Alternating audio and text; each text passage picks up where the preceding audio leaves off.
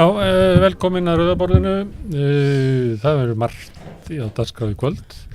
Hérna í lok þáttarins að þá kemur Jón Karl Helgason, bókmenntafræðingur, og hann ætlar að segja mig frá Ólafs sögu Þórhallssonar sem að margir segja að sé fyrsta skáldsagan íslenska, svona hálf gleymd gersemi í bókmenntasögunni. Og kannski að Eiríkur Laxdal sé fyrsti skáldsamahöfundurinn. Það er nú lítið vitað um hann, en við ætlum aðeins að fá Jón Karl til að segja okkur frá þessari bók og þessum höfundi. Guðmundur Hrafn Arngrímsson er formaður Letarsamtakanna, hann kemur hérna og segir okkur eins og ofta áður fréttir af baráttu leigjenda hér heima og erlendis.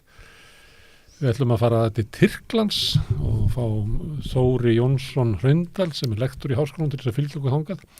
Þar er spennandi kosningar mitt ár. Það kemur ljós hvort að Erdogan haldi völdum og við ætlum að velta því fyrir okkur. Kannanir benda til þess að það mun ekki gerast og þá er forðult að velta því fyrir sér hvað verður Tyrkland eftir Erdogan. Það er svakalega kalt. Þú búið að vera lengi og það var kalt svo lengi, mér vinni bara næstu allan desember og langt fram í janúar og þetta hérna, maður hugsa sko, ég man ekki eftir þetta að verið svona áður og við ætlum að fá Einar Sveinbjörnsson, veðurfræðing, spyrja hann að þessu, á hverju svona kalt og á ekkert að fara að hlýna. Eina fréttum svona síðustu viku var það að sjómenn felldu kjarasamningana, 10 ára samninga sem að fórusta sjómanna gerði, felldi þá svolítið afgerandi, það voru það skipstjórnar og stýrimenn sem að samþykktu samningana, en bæði sjómenn og velstjórar felldu þá. Við ætlum að hringja út á sjó í Inga Þór Hafdísarsson sem er á loðnuvertíð og spurja hann sem svona venjulegan sjómann af hverju sjómenn felldu samningana því að það eru svolítið loðnir í svörum forystumennirnir en það kom það þeim á óvart að samningarnir voru felldir. Hann er kannski eðlilega að spurja eitthvað sem að felldi þá af hverju þið voruð felldir. Kemur ljós hérna eftir. En eins og annarlega þá byrjum við á frétta yfirlitinu og það er María Pétursdóttir með. Já, hvað er í fréttum? Heyrðu, það er ferðin Anna Katrína Jakobsdóttir til Úkraínu. Já. Og hún hitti Zelenski og það eru núna einhverja viðræður í gangi hvort að Ísland geti gert eitthvað til að stuðla friði Stuðla friði? Já, eða stuðla Nei, það er ég vil ekki tala um frið, það hefur bara verið talað eina lausn á þessu stríði sig að sigra Rússa. Já, eða hvernig Ísland geti nýst best í einhvern veginn að ljúka þessu, en það verið að tala um einhvers konar svona leiðtogafund Evrópuráðsins í Reykjavík. Já. Þannig að hérna sem eiga þú veist til þess að reyna að stuðla friði í Úkraínu. Það er það sem að tala um. Það sé ekki þannig að því að Ísland leiði núna Evrópuráðið. Já. Og þessi fundur verður hérna í vor. Heldur að það sé ekki fókusin hjá Katrínu og Þórdísi í Kolbrúnu sem að geri þetta ykkur úrslitastund. Heldur að verði samið eitthvað svona línur í friði í Evrópuráðinu. Mér finnst það afskaplega óleiklegt sko. Þetta er bara Biden og Putin sem að afgreita. Ég held það sko. Eða NATO eða já. Það stundum ekki einu sem eiginlega það held ég sko. Ég held að þurfi eitthvað annað til sko. Já. Ég held einhver þurfi að steypa Putin á stóli og eitthvað. Ég held að þurfi bara, já. Það segir NATO að þetta verði ekki sigur fyrir að búið að knésetja rússneska herinn og fella Putin. Já, það er eina leiðin til friðar. Þú ert á því. Já, NATO-línunni. Ég er greinlega á NATO-línunni. Já, ég veit ekki. En það er oft sem að Íslendingar náttúrulega vilja svona ofmeta þetta sem það er núna, það er mikið talað um þetta fund, það er verið að setja upp eftirlitsmyndavélar út allar bæ af því að til að undirbúa fundur í vor alls svona þjóðhöfðingjar að keyra með blikkandi ljós. En ég veit ekki. Nei. Og Ísland mjög nálægt í Höfða árið að það er heimsögulegur viðburður, en hann varð ekki. Þegar mennar Ronald Reagan? Var hann ekki heimsólegur? Nei, það var ekki gengið frá neinum samningi. Já, meinar að Nei, hann allt leiddi ekki til Nei, neins sérstaks. það var ekki til Það var svona- Reykjavíkur samkomulagið opnun, var það ekki. Nei, Það var gengið frá þessu samningi í Sviss já, stuttu síðar. einmitt. Mm. Já. En þetta er svona átti kannski einhver þátt í því samt að þeir færu að tala um afvopnun og aðeins að eitthvað að Það er til Oslo róa samkomulagið sig. Já, sem er tilröndi Frægara. fríðar í Palestínu og Ísrael. einmitt. Heldur geti orðið til Reykjavíkur samkomulagið frið í Úkraínu? Ég veit ekki. Nei, Ég þú held sagðir áðan, ekki, þú sko. heldur ekki. Ég held ekki, en ég er náttúrulega, ég er ekki ég er ekki búin að dreyma, mér er ekki búin að dreyma neitt fyrir þessu, sko, ekki ennþá. Ertu berðriminn? Já, stundum. Okay. Já. Hefur dreymt fyrir hvernig útlendingafrumvarpi fer á morgun á þinginu? Nei, ekki heldur. Ég get ekki svona pantað, sko. Ó, Það kemur bara eitthvað arsnalegt. Já, dreymi bíómyndin á svona sem er í sjónvarpinu kannski. já. Þetta er svo fólki sem kemur að handan alltaf á miðilsfundum Já. og þá segir allt eitthvað rosa ómerkilegt. Já, bara eitthvað rugl, sko. Aldrei Þetta er svona neitt stundum tilgang lífsins. fáránlegt, sko. Bara hvar elspýtustokkurinn datt Já. upp fyrir kommóðuna. Einmitt. Já. Þannig að, Kannski er en stóru hlutinir eru kannski smá hlutir. Það eru Ég þetta er kannski, allt í sko. litlu hlutunum. þetta er allir litlu hlutunum. Heyrðu, en Já. útlendingafrumvarpið á þingi, Það var ekki dag. það verður atkvæðagreiðsla á morgun Já. og og svo kannski svona í tengslum við útlendingamálin að þá var sem sagt formaður kærunefndar útlendingamála á fundi allsherjar og menntamálanefndar í Þorsteinn dag. Gunnarsson. Já, Ég hlusta á þetta. já, Þetta skrítið fundur sko. Það var, já, þú ert sammála frétt, eða var einhver Nei, frétt að þetta var skrítnasti Já, fundur sem hefði verið haldinn hann að ég sér nefnd. hann sagði þetta hann Sigmar. Já, En hann er náttúrulega nýkon á þing og Já. ég hef ekki hlust á marga Nei. fundi svona, eða nefndafundi. Þetta var svolítið svona, hann Birgir Þórarinsson sem einu sinni var í miðflokknum, Já. og núna í Sjálfstæðisflokknum, einmitt. var svolítið að nota þennan fund svona og var að spurja hvernig stóð á þessum úrskurði nefndarinnar. Einmitt. Við höfum haldið því fram að sko nefndin hafi ekki getað annað en að komast að þessu niðurstöðu vegna þess að það hafi áður verið stjórnvöld Já, og já. útlendingastofnun Sem lögðu línutnar. opnaði, veitti öllum automatist Hæli. eða viðbótarvend Já, frá Venezuela. einmitt. Svo vildu hætta þessu allt í einu af því að voru konur og margir og Já, þetta var svona liður í einhverju stemmingu sem var í ríkisstjórninni já. þegar að leit út fyrir að það yrði valdarán eða valdaskipti í Venezuela en svo gerðist það ekki Nei. og þá misti ríkisstjórnin svona áhuga á Venezuela svona, en það var alltaf að koma fólk Ég veit þannig að þau vildu stoppa það Mhm. þannig að útlendingastofnun allt í einu hafnaði og það var kært Já. og þá eins og ég skildi þetta þá sagði sko kærunefndin að það hefði ekkert breyst Nei. það var ennþá sama váin í þannig að þessi maður sem að kærði Mhm. hann ætti að fá sömu afgreiðslu og síðasti maður sem slapp í gegn Já. þannig að þú ætlar að breyta svona aðferðin þá ætti að fara ykkur rök fyrir því Já. og það vantaði Já. en mér fannst sko þessi Birgir Þórarinsson hann var að koma þessu yfir á hann Þorstein að hann hefði breytt ykkur Já, hann hefði bara séð að Já. breyta þessu. Já. en það var ekki Sem er náttúrulega ekki en sanngjarnt. svo fór þetta bara eitthvað svona fram og tilbaka og Já. verið svona hálf tilgangslaus fundur fannst Fundur, mér. einmitt. Já. en Ég hlustaði einmitt á einn fund þarna um daginn sem var mjög skrítinn. Ég held að, og ég hef setið svona fund líka. Þeir eru, fara fyrir þingnefnd já, ég hef gert það nokkur sem bæði út af fjölmiðlum og út af S.O.A. og fleira einmitt. og ég hafði alltaf tilfinningu að það var enginn að hlusta Nei. þau voru bara, og þeir sem að spurðu voru svona, spurningarna voru svolítið svona, þú veist alveg þegar ykkur spyr hvort hann sé eitthvað inn í málan Já, eða já. hvort hann hefði áhuga á því Einmitt. oft voru þetta svona komið svona spurningar sem að fólk var að svona segja hverja skoðana það væri Já, einmitt. á þess að tengdi smálinn og nokkuð Já, og svolítið svona það sem er dætt í hug svona akkurat þarna á eitthvað momentum. svoleiðis. og bjarga sér frá því Já, verið ekki búið að undirbúa sig. já. Einmitt. Jep, ég held að þetta sé tilfinning sko, langflestar sem að vera fyrir þingnefndir já, einmitt.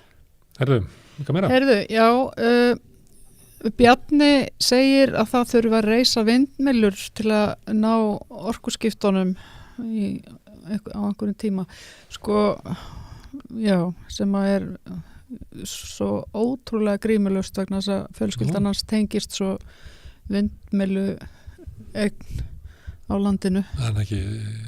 Það er ekki marga vindmyllur. Nei, það eru plön nema risavindmyllur. Já, ég meina það, sko, það er búið að stofna fyrirtæki sem eru að vinna að uppbyggingu af vindmyllugörðum hér og þar.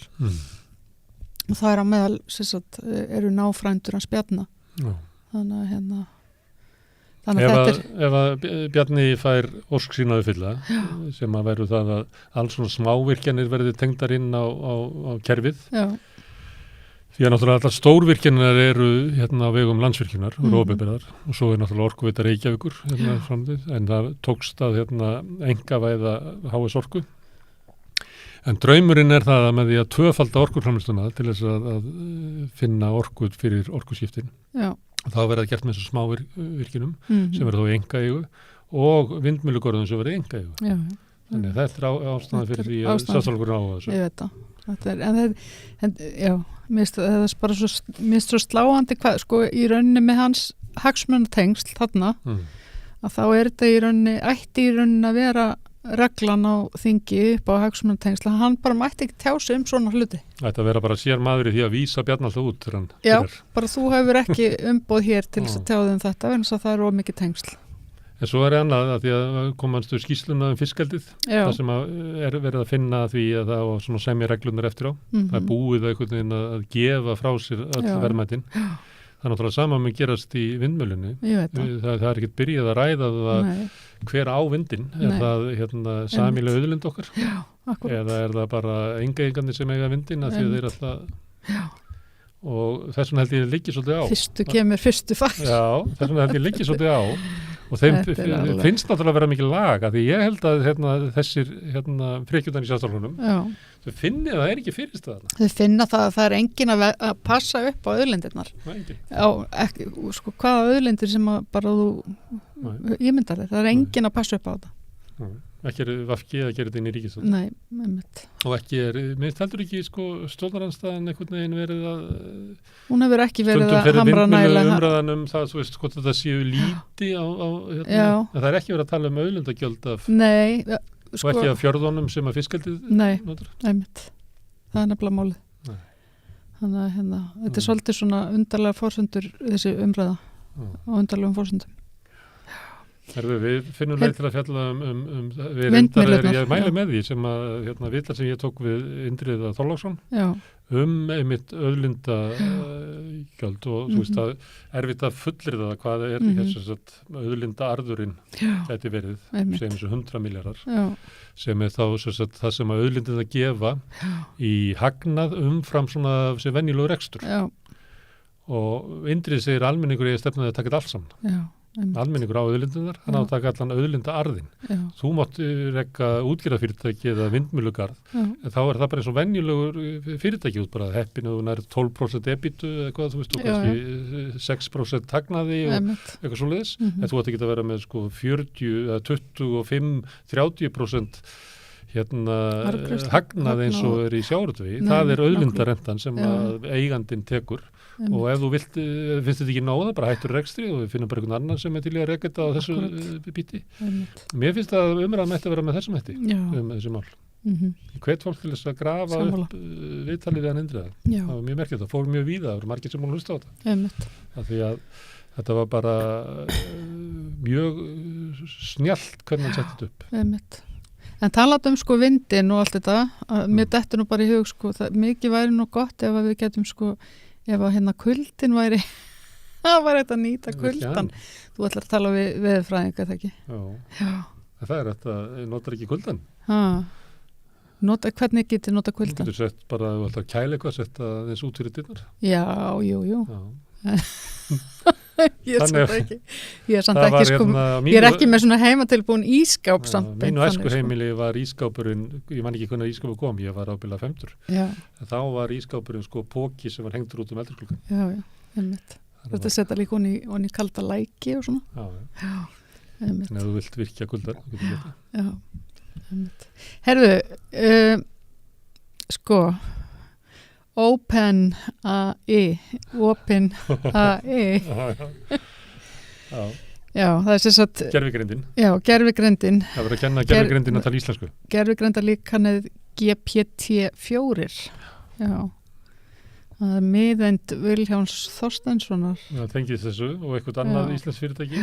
En þetta er málið að þetta þetta GPT-4 og þetta fyrirtæki, sem að ég veit ekki alveg hvað þessi fyrirtæki eða hvað að kalla þetta. Það er sem sagt, þetta var stofnað til þess að út í Ameríku Já, til þess að þróa gervigreind. já, Þetta er risasjóður, fór milljarður bandaríkjadollara í stofnfé og þeir hafa verið að þróa meðal annars að kenna gervigreindin að tala. já, Og eins og okkur er sagt fréttin að þá er íslenskan er númer 2 eftir enskunni. Einhver hluta vegna. já, Kannski er það því að Vilhjálmur Þorsteinsson er svona snjallt samstagsmaður. Kannski. Kannski er það því að forsetinn fór og Lilja sem var menntamálaráður og fleiri fóru til Kaliforníu að tala við fólk til þess að íta undir það að íslenskan er þið já, kannski er þetta bara já. diplomasía. kannski er þetta bara einhver svoleiðis. Þetta er náttúrulega alveg stórkostlegt ef að Lobbyismi. þetta er svona að íslenskan að þú getur Þetta talað við ísskápinn. ör tungumál. Þú getur talað við ísskápinn á íslensku Já. er til súrmjólk. Einmitt. Já. Já, já. Nei, þetta er náttúrulega miklu meiri en það og þetta er náttúrulega ég held að var þetta tungumál og eitthvað fleira, hvernig við notum þau og hvernig við tjáum okkur og við hverja við tölum sko veist að netið sem að tengir alla er alveg stórkostlegt en ef þú getur umverulega með einhverjum tækjabúnaði bara að tala við hvert sem er og hvað sem er, núna getur maður eiginlega lesið sko finnsku pressuna ég meina ég hefði gefað mikið fyrir því þegar ég var blaðamaður áður að hafa hennar aðgang að upplýsingum, það er bara stórkostleg breyting og þú getur bara að tala við hvert sem er í heiminum Einmitt. Já, bara á þínu á móðumáli. þínu móðumáli, já, og það bara er þýðir. Það er eiginlega ekki hægt að Það er ímynda alveg sér magnað. sko þá menningabyltingu sem það er sko. Nei, einmitt. En þeir sem að störtuðu þessu fyrirtæki, það er ég þekki ekki alltaf að kalla, þetta heitir Reid Hoffman, hann bjóð til LinkedIn LinkedIn, já, einmitt. og Peter Thiel sem kom til umræðu þegar vorum að ræða Silicon-dalinn og mér skildi að það hafi verið fyrirtæki sem að tengdust honum Já, sem að átti PayPal já. að hann hafi sko hvatt fólk til að taka peningana út úr bankanum, Ok, hann setti hann á hausinn já. og Elon Musk Já. hann laði til peningi í þetta, hann er ekki í hópnum lengur en Nei. hann er í stend þó að borga hann eitthvað Já. en svo er þetta svolítið flókið, þetta er sett upp sem svona sjóður sem á að íta bara undir svona almenna þess að getur eins og miðind og fleiri tengst þarna inn í vinnuna, þannig þetta er svona eitthvað svona open source dæmi Já, einmitt. en svo til þess að laða fólk að þá er búið að búa til eitthvað svona fyrirtæki undir þessu Já, og annað undir þessu til þess að geta borgað svolítið meira peninga fjármagn. ég veit það ekki þeir geta fengið peningar sem aftur sem að löðuð inn en ekki meira en 100-falt Já, einmitt. en þetta er ég held þetta sé stórfrétt Já, en einmitt. Já. ef við að fá eitthvað sem að þekki til þess að heims Það væri mjög fróðlegt, já. já, Við ættum að reyna að gera það. já. Já. Heyrðu, 100% álagning á byggingar á verktakum hjá verktökum. BHM var nú úttekt af þessu Já, einmitt. á grein sem að við fleittum inn á samstöðuna Já, þetta. einmitt. Við höfum nú oft fjallað þetta hérna, Já, kengdalösa álagningu Já. verktaka einmitt. og þetta er náttúrulega bara ótrúlegt mein. Er þetta ekki bara, var ég ekki að lesa einhverstaðar, var þetta ekki bara eitthvað á síðustu 5 árum eða eitthvað hefur hækkað sko eitthvað, Tvöfaldaði verði já, og raunvirði. Já, einmitt. Og það er langt umfram sko byggingakostnað eða launaþróun eða nokkuð bara, þetta er bara svakalegt. Það er bara hækka verð út af skorti á íbúðum. Já, skort á íbúðum, já, einmitt. Frambúðin er bara haldið niðri Einmitt. til þess að spennu verðið og auka álagninguna. Já, einmitt. Og fólk sem er að kaupa íbúð á 60 milljónir, að það er kannski að borga 30 milljónir til verktakars. Já. Það er að kaupa 30 milljónir íbúð á 60 milljónir. Já. Og svo er það alla æfina að borga þetta. Já, þannig að þessar 30 milljónir sem að verktakinn tók mun verða sko 100 milljónir sem að fólki borgar. Einmitt. Þetta er náttúrulega ekki í lagi sko. Algjört bör. Já.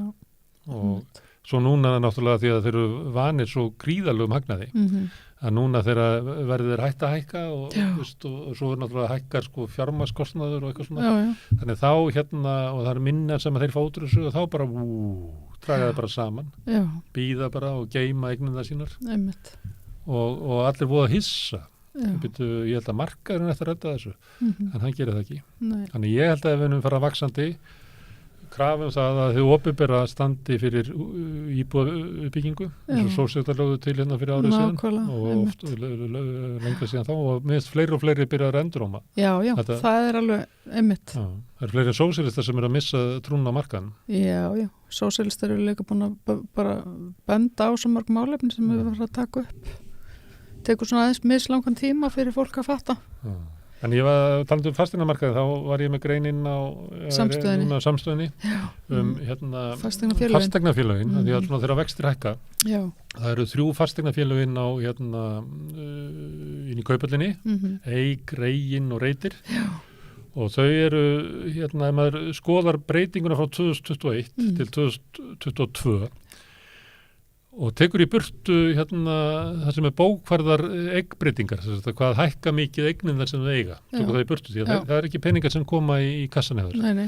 Að þá er sko viðsnúningurinn á rekstrinum alveg gríðalegur, það eru rekstrakostnaðurinn og rekstratekjur og svo fjármagnstekjur og þau sluppu fyrir hotn, voru með svona 600 til milljarð í hagnað eftir að við búin að borga fjármagnstekjurnar áður ekki kemur að matsbreytingunum en núna er þetta komið sko niður í milljarð í mínus 2022 og það sem að þau eru ekki með tap í fyrra það er vegna þess að í fyrra voru fasteigninnar ennþá að hækka þannig að kom inn matsbreytingarnar þannig að það kemur bókfærður hagnaður inn, þannig að þau eru yfir nullinu 2022 en núna eru fasteignar hættar að hækka en vextin er alltaf áfram að hækka þannig að það verður meira tap út úr svona venjulegum rekstri og matsbreytingarna munu ekki bæta það þannig að þau munu dúndrast niður í sko tap á þessu ári og þetta eru fyrirtæki sem eiga þau eru með svona 30% eigið fé og eitthvað af þeim, ég man ekki hvað það, nú svo ekki að segja komið niður fyrir það og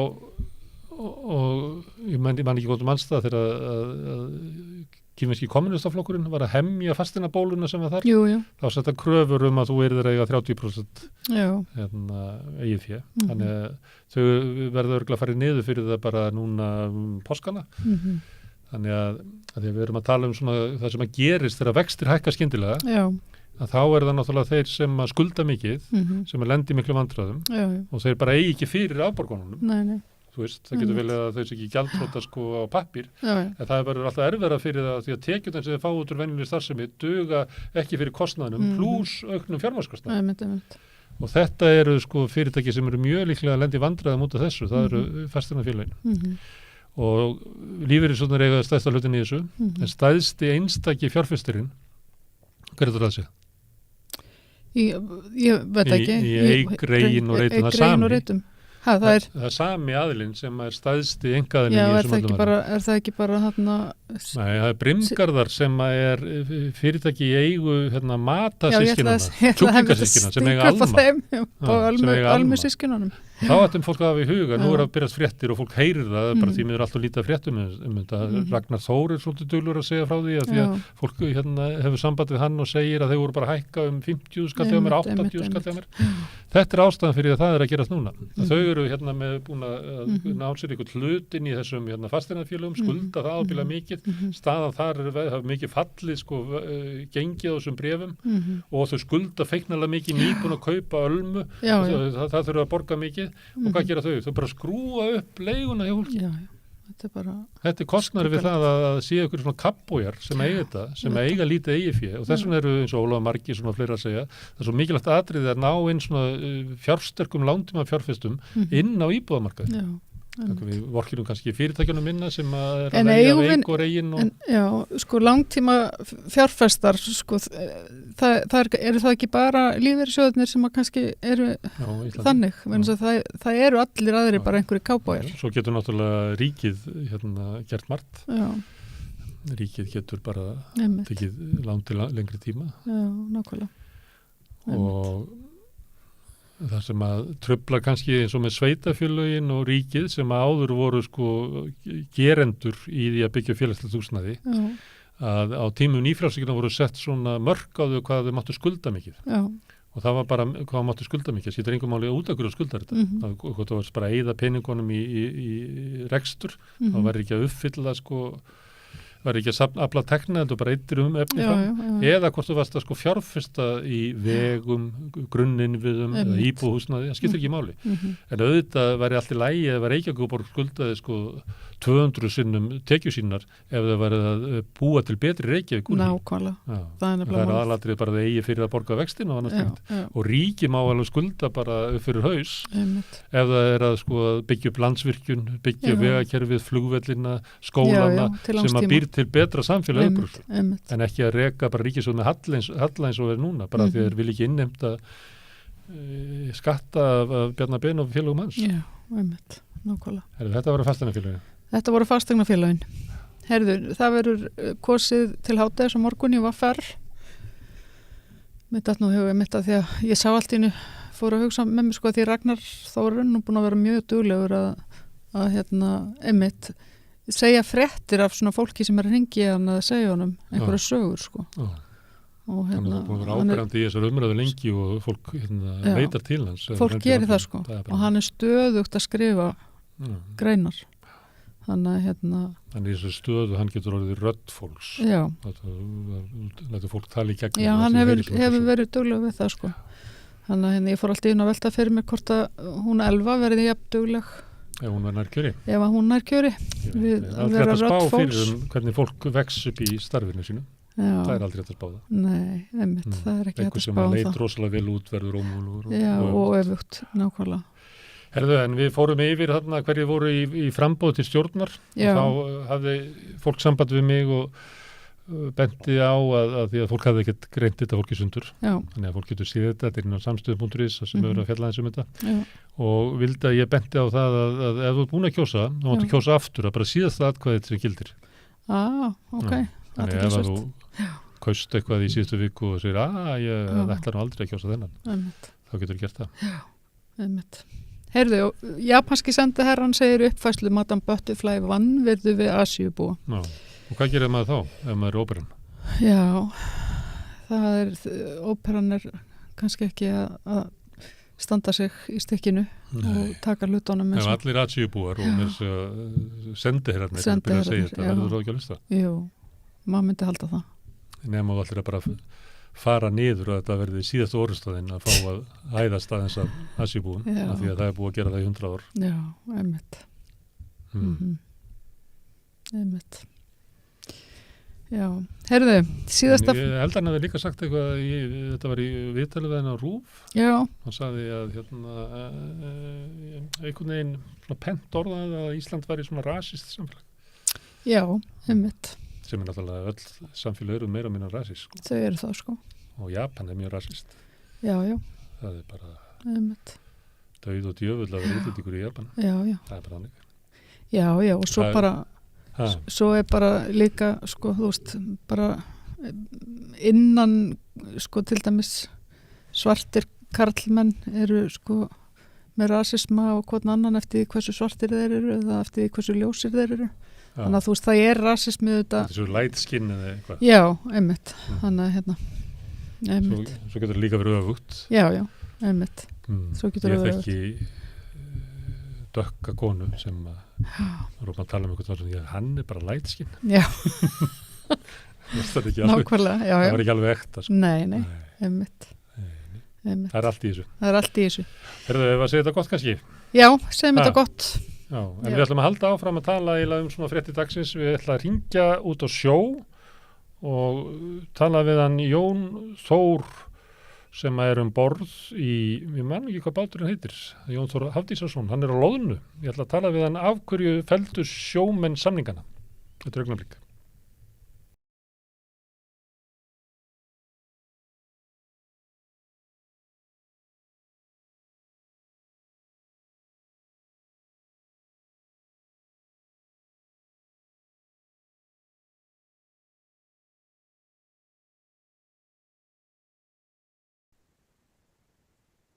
Já, það vakti athygli daginn að sjómenn kolfelldu samning sem hafði vakið mikla athygli. Kannski umræðinni fyrst og fremst fyrir að hann var til 10 ára sem sjaldgæft og hefur bara ekki gerst á Íslandi áður. Og það hefur verið svona eftir á verið svona umræðum það að líklega hefði það staðið í sjómönnum og verið ástæðan fyrir því að þeir felldu á, en það var margt mjög sérstakt í þessu samningi og til þess að fá botn í þetta þá er ekki að tala við mennina sem sömdu, heldur einn af þeim sjómönnum sem að felldu. Hérna komin Ingi Þór Hafdísarsson. Vertu velkomin. Það var verið. Herðu, spurningin af hverju felldu sjómenn? Já, náttúrulega ástæður manna eru misjafnar, en mínu mati það að það var engin rúsína, engin gulrót í þessu samning og að vera að semja til 10 ára, vera til samningslausur í 3 ár, með enga sjáanlega gulrót, þá var það bara steinfellt og sér það að vera að tala að hækka lífeyrissjóðinn og við þurfum að borga sjálfur með lægri skiptaprósentum. Þannig að útgerðin tapar ekki neitt á þessu, þá geta þeir bara lækka fiskverð og þetta kemur allt út af þessu sama, sko. En var það ekki þannig að þeir borga eitthvað hlut af, það er verið að tala séreignarsparnaðinn, þessar auka 3,5%, það ekki þannig að þeir borga eitthvað hlut af því? Jú, þannig að, þú veist, svo gætu við valið 2 leiðir, það var að lækka skiptaprósentuna og fá hennan lífeyrissjóði eða hækka skiptaprósentuna 0,5% og fá ekki neitt. Þannig að það gefur auga leið að hér maður ekki að græða en 1 krónu.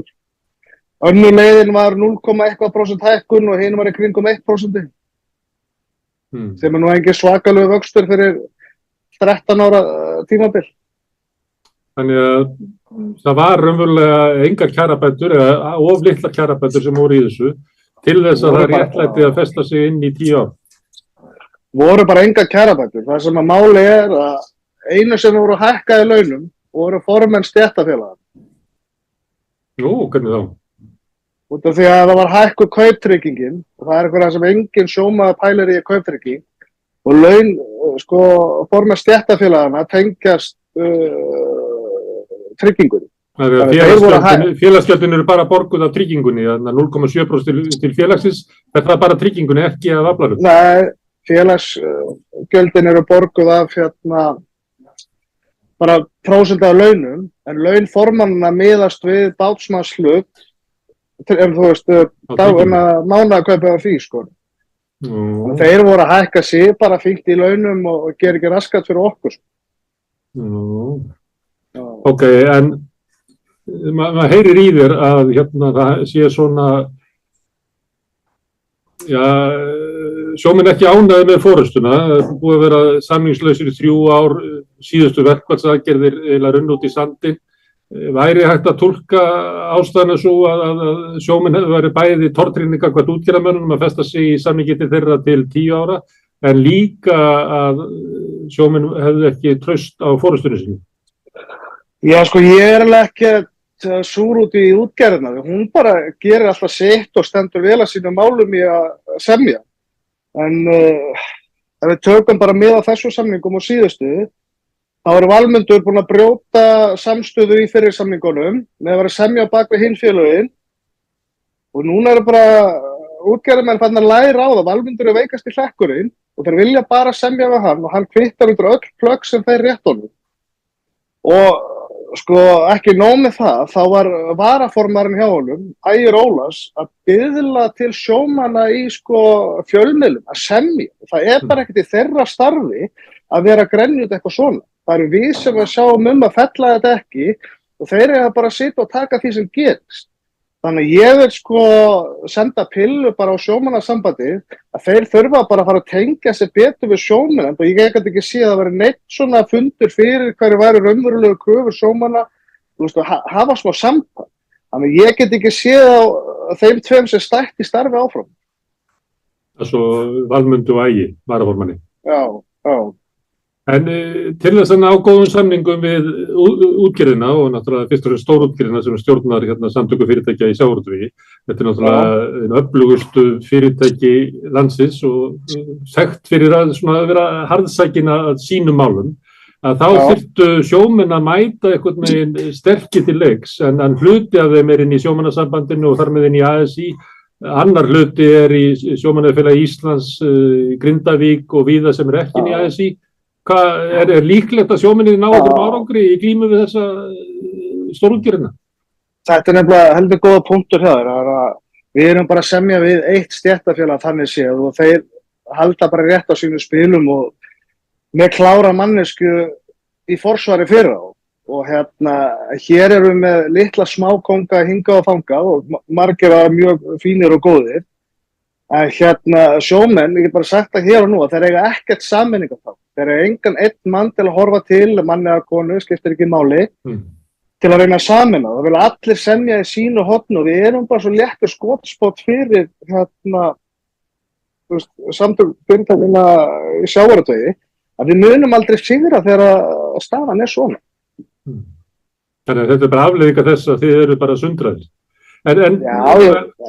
En af hverju er það? Eins og til dæmis þetta að sumir séu inn í ASÍ og aðrir ekki. Er þetta átök sem eru þess virði?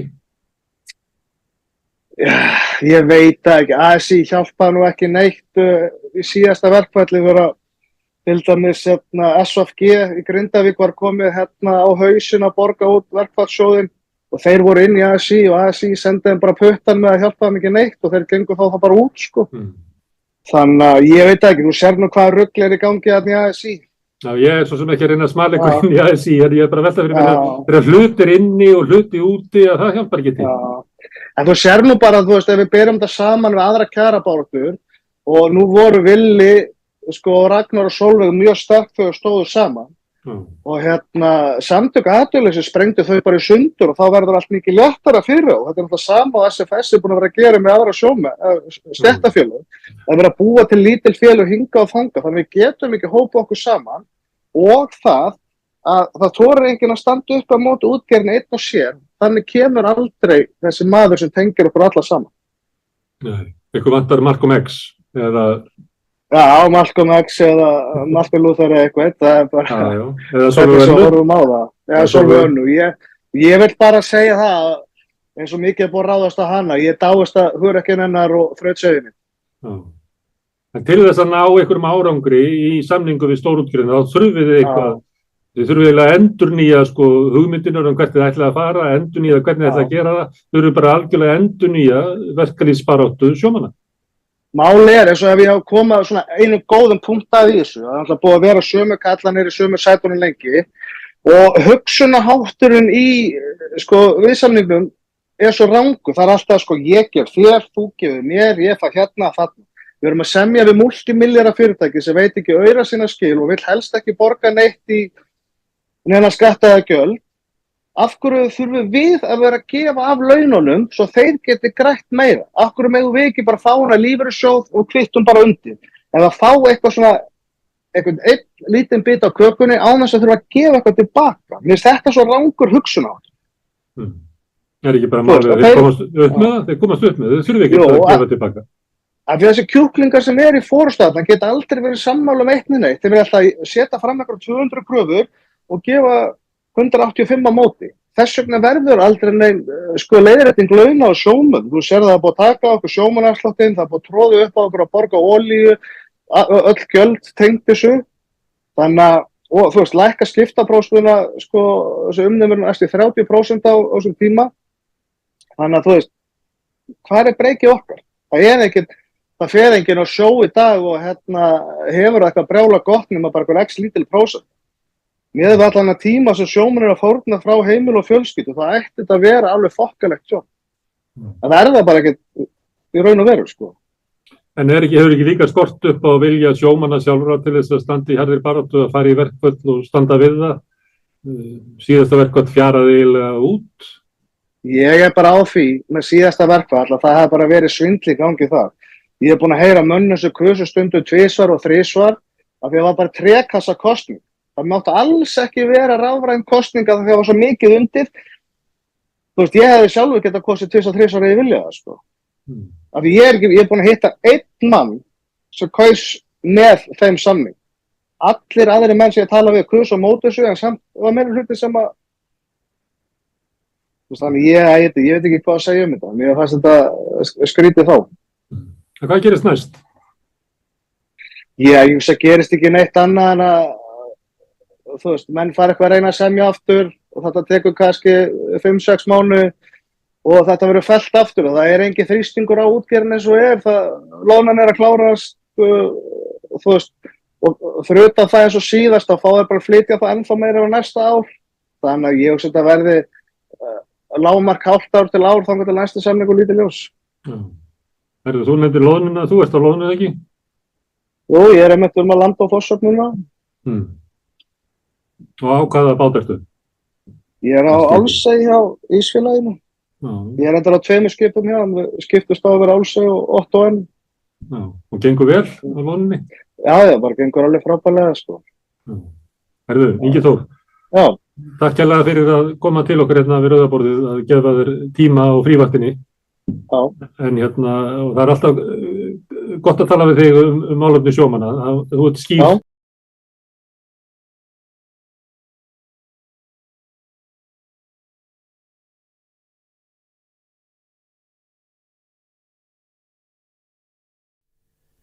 Já, þá ætlum við að tala veðrið hérna við rauðaborðið. Við höfum ekki gert mikið af því. Við nú talað samfélagsmál og pólitík og verkalýðsmál og útlönd og alls konar, en ég man ekki að tröðum talað aftur veðrið. Einar Sveinbjörnsson, veðurfræðingur, hingað komið. Spurningin eiginlega, af hverju svona svakalega kalt? Núna þessa dagana. Já, og ég tala ekki þarna kringum jólin. Já, kringum jólin, já. Þetta búið að vera alltaf sérstakur vetur, líka búin að vera mjög köflóttur, það kaflaskiptur. Og ég veit ekki, hann líkist eiginlega engu, hann búin að vera alveg mjög sérstakur. Þú manst ekki eftir svona vetri?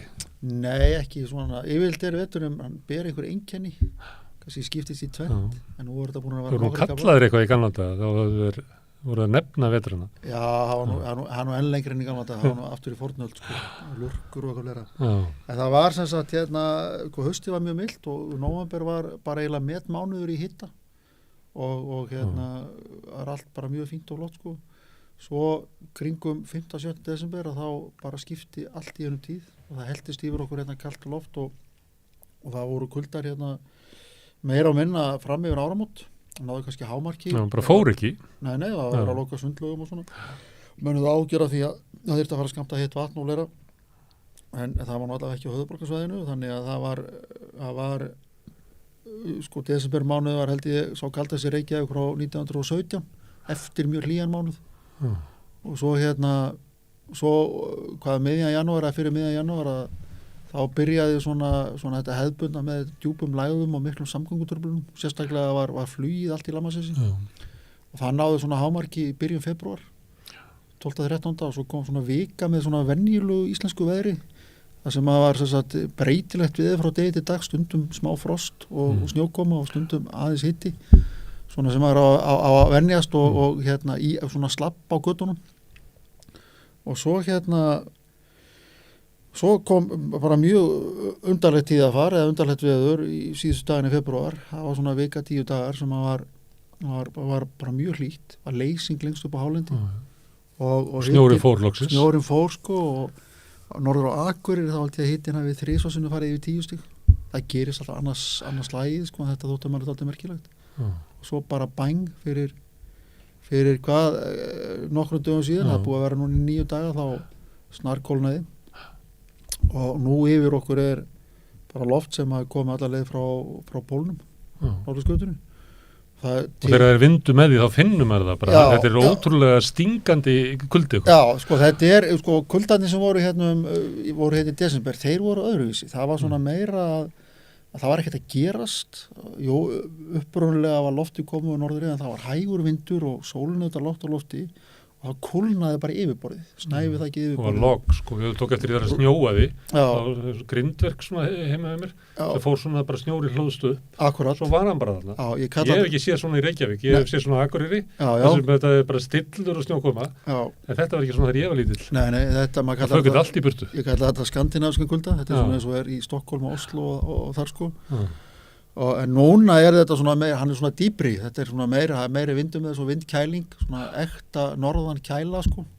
og það þetta dálítið óvinnulegt að þetta skulle vera búið að standa núna í svona langan tíma án þess hér í Reykjavík á þess að hittin hafi komist upp fyrir núllið. Þetta er orðnir 9 dagar og svo 10. bætist á morgun. Þannig að Og ekki að hlýna fyrir á föstudaginn. Ef við eigum að kalla það hlýni, það fyrir bara upp í svona meðalgildi einhver, þá rétt bótastu fyrir núllið hittin. En hvað, ég spurði, á hverju er þetta? Já, þetta er sko... Er eitthvað að breytast? Nei, sko, það þetta óbúslega mikla sveiflur í vetrarveðráttunni og í fyrra var alltaf mikill snjór þetta leyti. Það var kannski flesti búin að gleyma því. Og 20 og 21 þá var engin snjór í mars og bara tiltölulega lít og fyrra líka voraði tiltölulega snemma, það var leiðilegu vetur og bara skyndilega kom bara vor.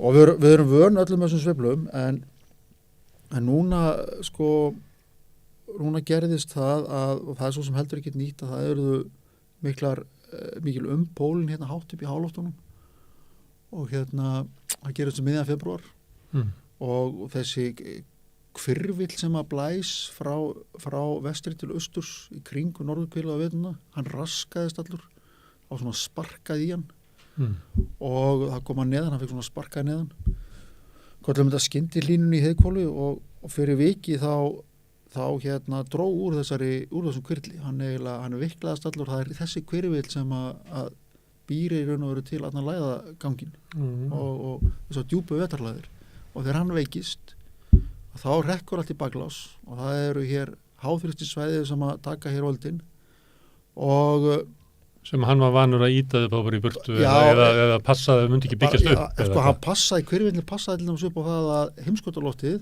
það helst við heimskautið það fær stundum að flæða þarna til fyrir vestan Grænland til suðurs í áttuna vötnunum miklu en að meðan þessi hvirfillir í lagi þá þetta kalda loft ekkert að nálgast okkuna með svona í 1 dag með norðanátt sko en núna bara gerðist það að með þessum háþrýstisvæðin sem mynduðust að skyndilega þarna 5. og 7. mars að þá bara opnaðist fyrir kaldan krana alveg norðan pól og hann er opinn enn meðan þetta ástand og hver lokar hann? Hvenær lokar honum? Hver lokar honum? Hver lokar honum?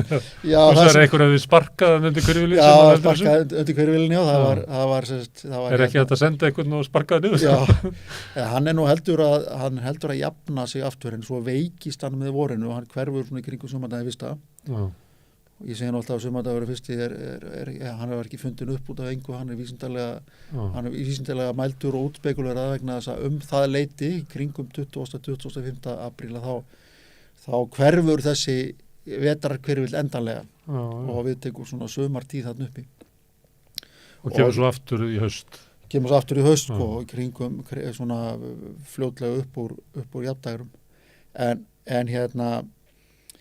hvenær lagast þetta sko þetta enda með því að sólin sem eru þetta núna hátt á lofti endanum þá fer hún að einhver áhrif og það fer að hlýna en spátnar eru nú þannig sko að það var svona aðeins að draga úr þessu kemur svona hlýi í 1-2 daga föstudag og laugardag og svo bara kólna aftur en það verður ekki aftur svona kalt eins og var hérna síðustu helgi svona alveg bruna gattur á landinu og það er að marka spár svona langt fram í tíman? Já, þetta er ekki langt fram í tíman þetta er nokkri dagar 6-7-8 dagar þannig að þær eru nú ágættar fyrir það sko Það er þetta að treysta því, svona vikur? Já, ég held að þetta treysta því sko og við sjáum allavega að það er ekkert sem að bendir til þess að það sé að verða einhverjar verulega breytingar að það átt að hlýtt og loft nái hingað að það sko gerist bara skyndilega að það komi hér einhverjar sunnanáttir með yl og það er ekki í kortunum eins og sagt er Nei, ég nota þetta nú aldrei í kortunum útþvælt, þetta er alltaf ekki í spánum Nei. En nú eru náttúrulega breytingar í veðurfari víðum heim Já og þegar það er eitthvað svona skrítið sem við höfum ekki séð áður eða munum ekki eftir kannski er það ekki þannig að fólk mani ekkert eftir veðri þannig að það er lítið þetta að treysta á brjóstutið í því það er svona eitt og eitt veðurnörd sem hefur veðurminni en sko þá hugsa menn, er þetta eitthvað breytingar, getur þetta verið eitthvað nú er Grænlandsjökull að kólna og mikið að fersku vatni sem að rennur út í sjóinn eða það er þetta gerst á löngum tíma sko eða nokkrum áratugum Það er ekkert slíkt sem getur haft áhrif á veðri hér. Jú, það getur alveg gert það sko á lengri tíma. Það eru svona allskís kenningar og pælingar á lofti í þeim efnum sko. En akkurat núna sko að þegar þetta riðilegast allt saman þetta hangir saman við eitt og annað skrítið sem að gerast á norðurhveli jarðar og við erum búin að fá fréttir af til dæmis sko að það var alveg ótrúlegt að í Barcelona og Mallorca þá snjóaði fyrir einhvern 10 dögum síðan og það var umferðar öngþveiti og vesen á Mallorca, það er yngar hálkuvarnir eða neitt og svo bara nokkur dögum setna þá var bara hitinn komin í efstu hæður og það var nánast hitamynd sem voru settar Hitabylgja miðan vetur hitabylgja, já, svo hitabylgja síðla vetrar, getur við sagt það er búið, meðan við höfum haft þetta skrýtna veðurfari okkur, þá hefur verið alveg óskaplega mikil úrkoma og snjókoma í Kaliforníu, sérstaklega í norður Kaliforníu og nú voru komnar það svona bara færiband af raka sem kemur að Kyrrahafinu, kallaði þetta ananaslestina kemur frá Hawaii með raka og nú eru gríðarleg flóð og verða flóðu næstu daga á þessum slóðum. Það eru mjög miklir hitar í Kína og Japan á sett hitamet núna í Peking það sem hvort að hitin komst á föstudaginn í 35 gráður eitthvað svoleiðis, 32 og þá var sko gamla marsmeti slegið heilar 5 gráður. Þannig að það eru ýmsar furður og einkennilegheit í veðrinu og maður velti því fyrir sér sko hvort að þetta rúmist allt innan ramma þessa breytileika sem við sjáum eða hvort að þetta sé partur af einhverju annarri mynd og einhver byrtingamynd á einhverju veðurfarsbreytingum, maður bara veit það ekki. Ég er allavega ekki sko, ég vil ekki hrópa og segja, já, þetta er nú veðurfarsbreytingarnar vegna þess að við getum í raun og veru ekki kennt þeim eða sagt að þetta sé veðurfarsbreytingarna fyrir að við erum nokkuð nefis. En það er ljóst að það eru víða meiri öfgar í veðrinu. Já, það eru meira öfgar. Og sem er þessi kuldi sem út að lýsa núna, þetta er svona, kannski ekki stórkostlir öfgar, en þetta er svona eitthvað aðeins öðru sem við erum vön. Þetta er í öfga átt, en við höfum séð svona öfga áður og ef þetta færi að endurtaka sig, og við höfum að sjá svipað munstur að svona einhvers konar svona öfgum, og þá getum við farið að segja, já, nú bendur nú allt til þess að þetta séu nú veðurfarsbreytingarnar. En ég er á því að það sé of snemmt ennþá. Við vitum það að fellibílir eru öflugri og heldur en voru áður og við getum sýnt fram á það hvernig það tengist loftslagsbreytingunum. Það er því að yfirborðssjórinn hlýnar og gefur þar á leiðandi meira afl í fellibílinu. Við getum líka séð það að það eru sum svæði á jörðinu sem eru klárlega hlýna, sérstaklega meginlöndin og þau eru að þorna, það er minni úrkoma á þeim svæðum það sem eru frekar þurr fyrir. Sahara-eyðimörkin er til að mynda mjög líklega bara ganga á land innum með Miðjarðarhafið yfir á Suður-Spán og samir að gerast á landamæri hér Bandaríkjunum og Mexíkó. Eyðimörkurnar þar að stækka og svo framvegis. Herðu, þegar það kólnaði svona miðjum 7. áratugnum, það er ég veit ekki allir ekki á svipur ekki þegar við mættum að versna veðrið, það var kaldara og ómerkilegri sumrin og svona ekki góð tími, en svo þeim byrjar að hlýna aftur. Hvenær er það svona? Já, það talaði 70-80 ára sveiflum, AMO og sko við vorum í köldum fasa hennar sem að skall á nokkuð skyndilega í veturinn 1965 eftir að það hefði verið hlýtt alveg frá 1920 og það var svona frekar fúlt veður, það var áberandi kaldara á þessum árum frá 65 og fram með 1990. Já, það var meira rigningasumur, það var meira snjóavetur. Veturni hérna í kringum 1980 voru til dæmis mjög snjóþungir á höfuðborgarsvæðinu, það var eiginlega ekkert að fara hér vera á fjórhjóladrifnum bíl sko. Og maður var allstaðar að íta og strætófastur allt og hvaðina. Og maður að teika líka? Já, það var á þeim árum sko. Það teikar ekki í dag? Nei, það er ekki nógu snjótið þess? Það er ekki snjótið þess sko.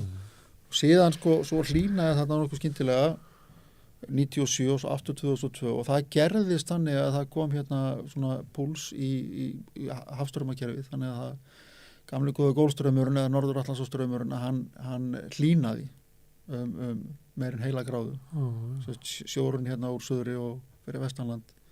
Þannig að það hlýnaði aldamótin já. Og við erum ennþá í þeim kafla. Við erum ennþá í þeim kafla, já, og síðast þegar svona kabli var þá stóð hann í 30-40 ár og svo getum við bara reiknað.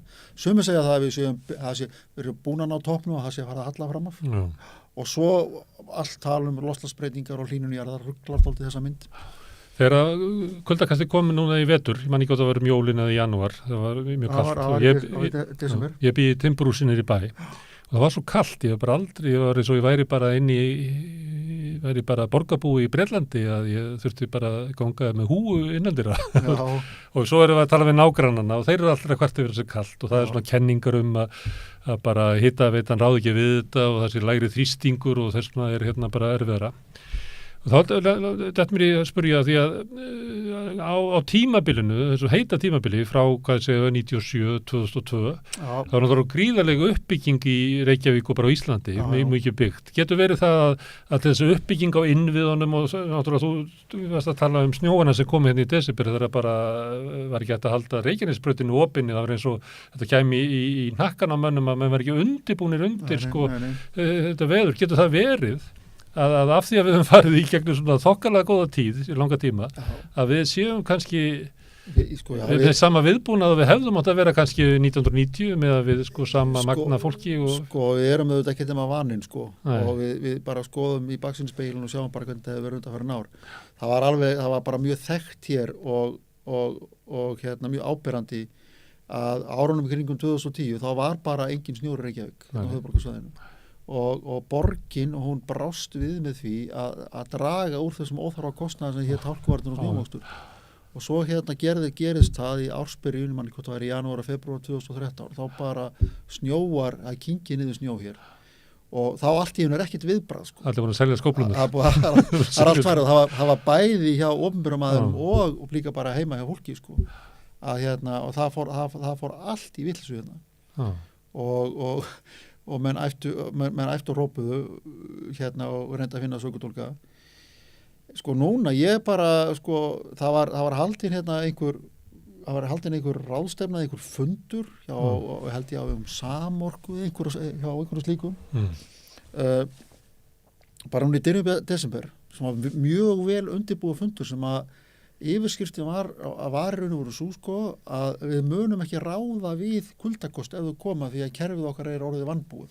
Það er svolítið fyrir reykinging, þá er það svolítið undarlegt við áttum nóg að heitu vatni. Við áttum nóg að rafmagni. Þarna voru aðeinslega frá Selfossi og Orkuveitu Reykjavíkur og Akureyri, það var allir að tala um það sama. Síðan er þessi er ekki fyrrbúið að loka þessum fundi þá bara kólnar að veri og gerir mesta kuldakast hérna og kaldasta desember bara í áratugi. Loka sundlugum. Já, loka sundlugum. Ég er bara mest hissa á því hvað gekk vel að halda allir heitum og hvað var mikið vatn og hérna kannski þó að hérna flutningsgetan í kerfinu það sé einhverstaðar flöskuhálsa sem er ekkit óeðlilegt eftir að búið að byggja svona mikið upp að þá bara skertu þér á hittanum. Ég fann það bara heima hjá mér hvað heitavatnið var bara heitara sem kom úr krónunum þá fjölgar megavöttum í orkunni sem þú dreifur út í húsinu. Hvar býrðu? Í Garðabænum og það er hérna hérna verðum við bólulli núna hér er heitavatn alveg rosalega heitt það er ekki svona heitt nýra smiðistík. Það er ekki að þeir eru með hólu hérna alveg við það er bara hóla hérna það er svo heitt það getur verið að brent sig bara leiða að skrúa frá kranum. Já, er ekki bara með gömlu góði hittavituna. Það getur verið það. Já. En hérna þetta með að hvað er búið að vera kalt í vetur þá er ég alveg hissa á því hvað og bara, minnst það bara mjög jákvæmt og gott hvað hefur gengið þó vel. Það var nú hérna í gamla daga, það var 1968 og 70 þá var hér hitaveitustjóri sem heitir Geir Sóeka og hann var stöðu til í fréttunum vegna þess að hitavitunni tókst ekki að vera með þess að afla nægilegs heits vatns til að halda húsunum hérna heitum. Ekkert slíkt í gangi núna. Og það er ekki þannig að eins og ég talað sjúkrahúsrými og fleira út af svona COVID og öðru slíku að verði alltaf að hafa borð fyrir báru að ég ekki verið þetta 100% nýtingu eller 85% nýtingu.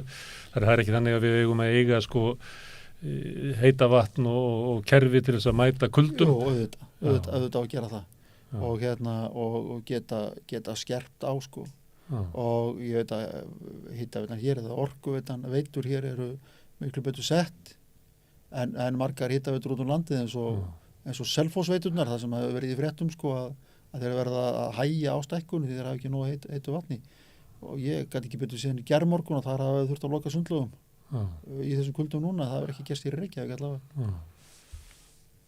Herðu Einar, þú það mun vora á endanum, en þú getur ekki lofað hvernig það verður. Nei, það vorar alltaf. Já, hvað heita svona eins og daginn, þá kom svona smá góðu kapli, eitthvað sem kallar þetta fyrsta vor, svo kemur aftur vetur, svo kemur annar vor og þriðja vor. Já, þriðja vor, já. Og svo kom alltaf þessi rét með þessu nöfnum inn í milli. Já, sko, það málega það að vorkoman á Íslandi, hún svo grikkjótt, það eru alltaf 3 skref áfram og 2 skref aftur á bak. Það hefur ekki að segja að þetta hafi verið... Svo fer þetta aldrei lengri en að vera vor. Svo fer þetta aldrei lengra. Heldur en að vera vor, svo haustar. Herðu, það er þjóður íþrótt að tala um veðrið og gaman að tala um veðrið. Já, takk. Takk fyrir. Við ætlum að snúa okkur frá veðrinu til Tyrklands. Þetta er augnablik.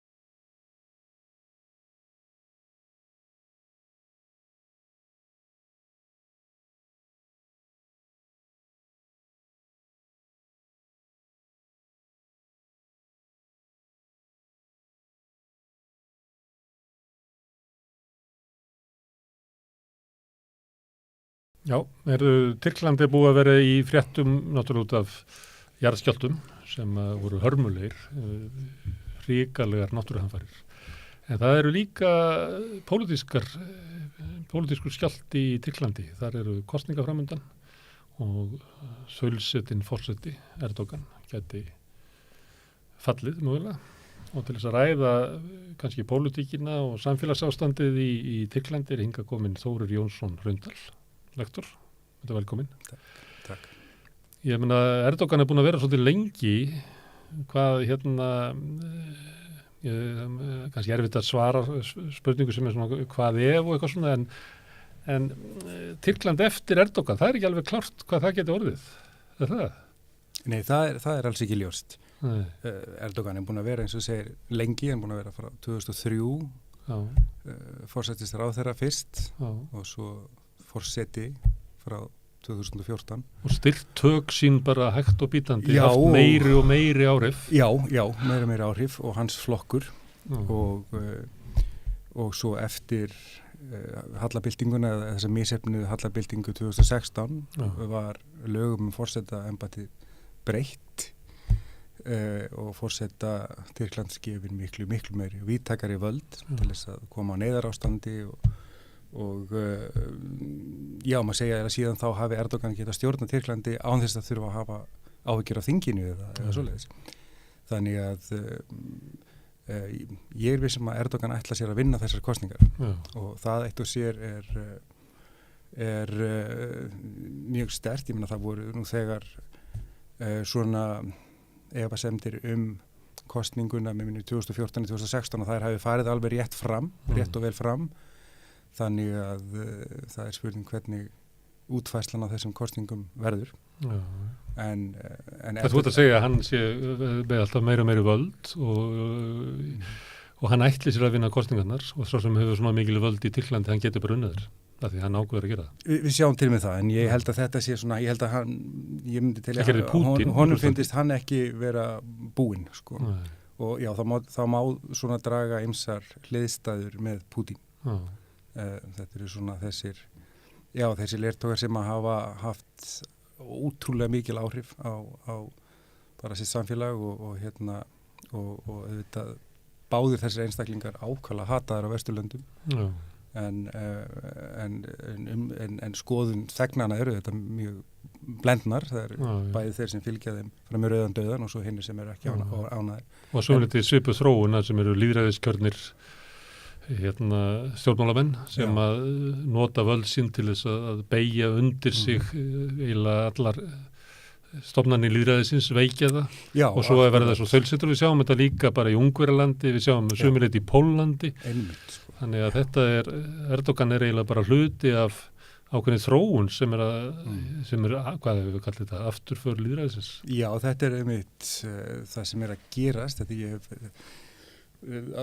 augljóslega Tyrkland og þessu lönd sem nefnir lýðræði að nafninu til en þetta er orðið það sem ég hef séð notað hugtak eins og electoral authoritarianism sem er svona kosningagerræði eða eitthvað svoleiðis. Getur bætt Indlandi við sem er í svipaðri þróun. Þannig að það er allar stofnanir lýðræði sem eru til staðar, allir prósessar og allt þetta en það virka ekki eins og það er að virka og það er í heljar greipum leiðtoga á flokk og flokks sem eru við völd. Þannig að þetta er svona spurningin hvort Tyrkland hefur náttúrulega alltaf mjög erfitt með lýðræði sitt, það er svona farið upp og niður og en Erdogan núna þessa myndir hann á svolítið undir högg að sækja og það er ýmislegt sem kemur, það er svona ákveðin fjármálakrísa, líran stendur illa og hann er svona bögglast með þetta íslam og hversu mikið hann að treysta á það til þess að ná hilli þegnana og svo líka náttúrulega eins og minnist á þessar hörmungar sem eru núna frá því í febrúar, 7. febrúar minnum með að jarðskjálftan hafi dunið yfir að viðbragðið var alls ekki nógu gott. Og leið kom bara ákveð reiði kakvað stjórnvöldum kom bara eila eins og skott. Já, og þegnar út allt land eru augljóslega brugðið að sjá hvernig byggingarnar hrundu á þessu svæði og þegnar í Istanbul eru sömulegis, þannig að þetta er finnst það svikin, fólk upplýsir þessi svikin. Já, maður hefur heyrt í fleygt. Það lofa öryggi sem maður reyndist ekki vera til staðar. Já, maður hefur heyrt í fleygt að það eru byggingarreglugerðir og reglugerðir af því þetta er hættu svæði fyrir jarðskjálfta og jarðhræringar að þarna sé hægt að svona kaupa sig framhjá stöðlunum og það maður horfir á myndbönd af þessum byggingum hrynja þarna í austur Tyrklandi þá er augljóst eitthvað svoleiðis hefur átt sér staðar það hrundi eins og spilaborgir. Já, og er bara hryllingur að sjá þetta er bara eins og eftir Sýrlandsstríðið, þetta er bara svona haugar af grjóti, sko. Já, það er eins og væri bara rík. En já, þannig að Erdogan já, hann á undir högg að sækja og það er spurning, sko,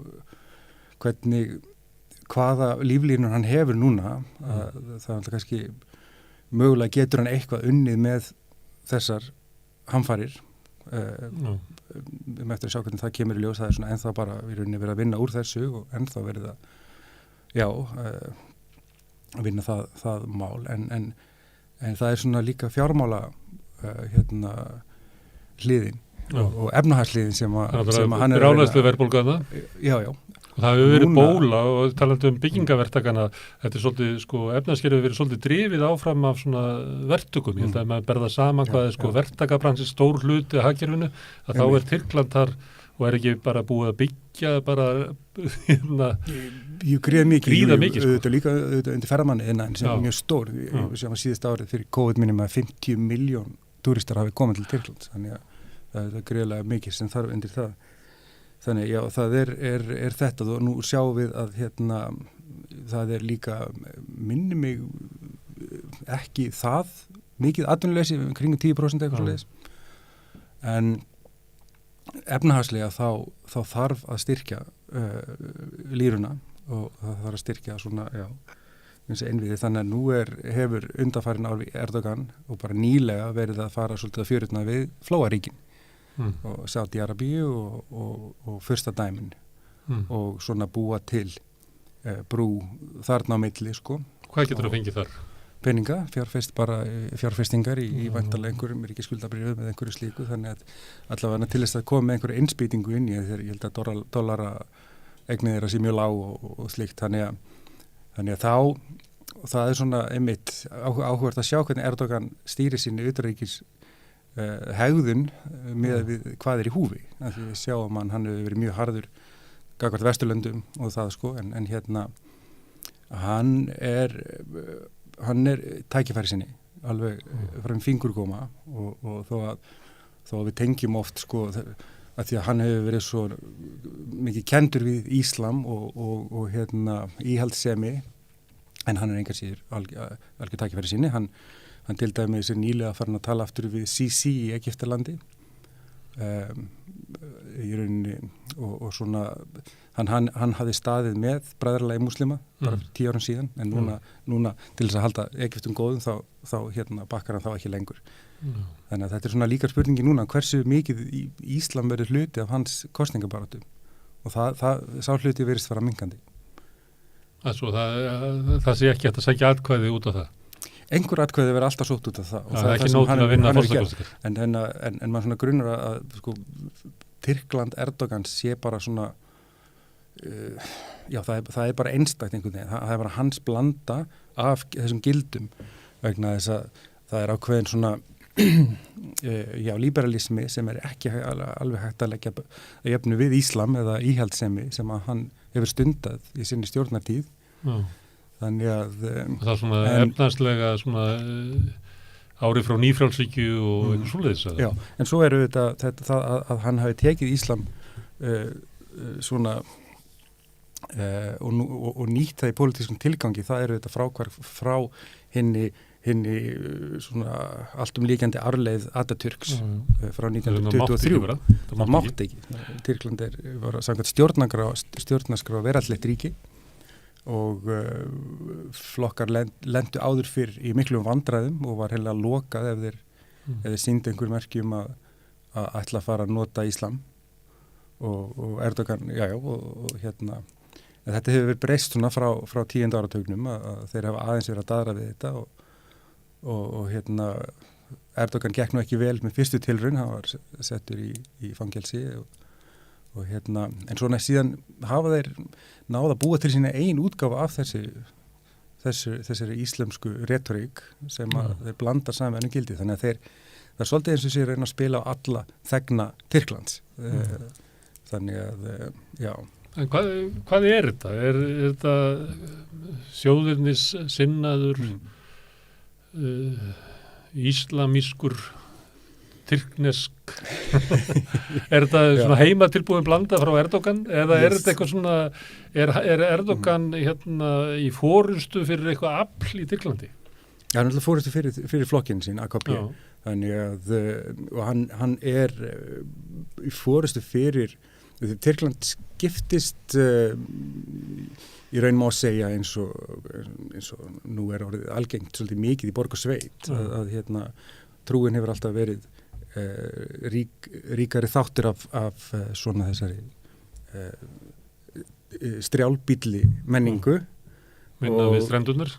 Já, og borgirnar hafa verið svona í farabróti í nútímavæðingu og öllum þessum. Þannig þetta er alltaf þessi kontrast á milli borgar og sveitar. Þannig að hann er fulltrúi sveitarna og strjálbýlisins. Já, og vill vera hvort tveggja.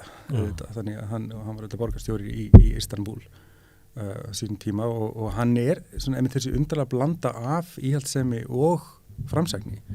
Af því að hann vill líka að Tyrkland sé þjóð meðal þjóða og Tyrkir eru framalega mörgum svið. Ég meina þessi efnahagsbylting má að segja hefur tekist að mörgu leyti ágætlega hjá þeim þóttir að hafa ekki náð allir markmiðunum sínum og svona en þeir eru líka, þeir taka þátt í erlendri neyðarhjálp til dæmis í Sómalíu hafi verið og þannig að þeir reyna, þú veist, þeir hafa reynt að standa sig eins og svona venjuleg þjóð, sko. En það er alltaf þessi tvíhyggja að hvort hvaða gildi þetta eins og flestar aðra þjóðir í Miðausturlöndum hafi verið að ströggla við allt frá því að það fá svona frelsi frá nýlendu þjóðunum hvað eigum að nota hérna, eigum að nota Íslam eða eigum að nota einhver evrópskildi eða þetta endalaust. Hvernig getum við endurskapað vestrænt lýðræði inn í okkar menningarhefs? Já, akkurat, eitthvað svolítið, sko. Þannig að verður að taka hvort tveggja. Já, einmitt, akkurat. En nú Erdogan sterkur í tilkynningunum stjórnmálum og bara svo sterkasti frá því að Atatürk var. Og það þessi flokkur og mikill valdaflokkur, ríkjandi flokkur. En svo alls konar hópar sem að vilja eitthvað annað. Jú. Og enginn þeirra nógu sterkur til þess að vera að mótvægi við Erdogan. Þannig það búið til eitthvað mótframboð sem svona svipað var gert gagnvart Orbán. Það var allir sem ekki, eina sem að samina þá að þeir vildi ekki Orbán. Einmitt. Og nú komið svipað í Tyrklandi. Einmitt. Og hvað það? Það bara svolítið óljóst. Þetta einhvers konar hvað segir maður í Íslandu, coalition party eða samfylking, já, má einmitt orða það þannig og ég held að það sé alveg rétt hjá það eina sem saman það er að losna við Erdogan og það er þetta bara mjög stóra spurningar hvað gerist ef að Erdogan fer, til dæmis, hvernig er sambandi Tyrkland og Evrópu og Evrópusambandsins háttað eftir það mun það allt falla í ljúfa löð eða eitthvað svoleiðis, það er bara mjög erfitt að segja hvernig þetta nákvæmlega fer og ég held að það sé bara þá í höndum þeirra sem taka við að fara einhvern svona samningaviðræður og fara yfir að því að Erdogan er auðvitað búin að breyta mjög svo ásýnd Tyrklands gagnvart Evrópu. Hann er meðvitaður það, hann veit alveg að Tyrkland má ekki vera einræðisríki ef við ætla að eiga í samskiptum við Bandaríkin og Evrópusambandið. Þannig að þetta er eitthvað sem bara mjög spennandi að sjá. Ég held að þetta sé líka ákveðin úrslita stund fyrir Tyrkland.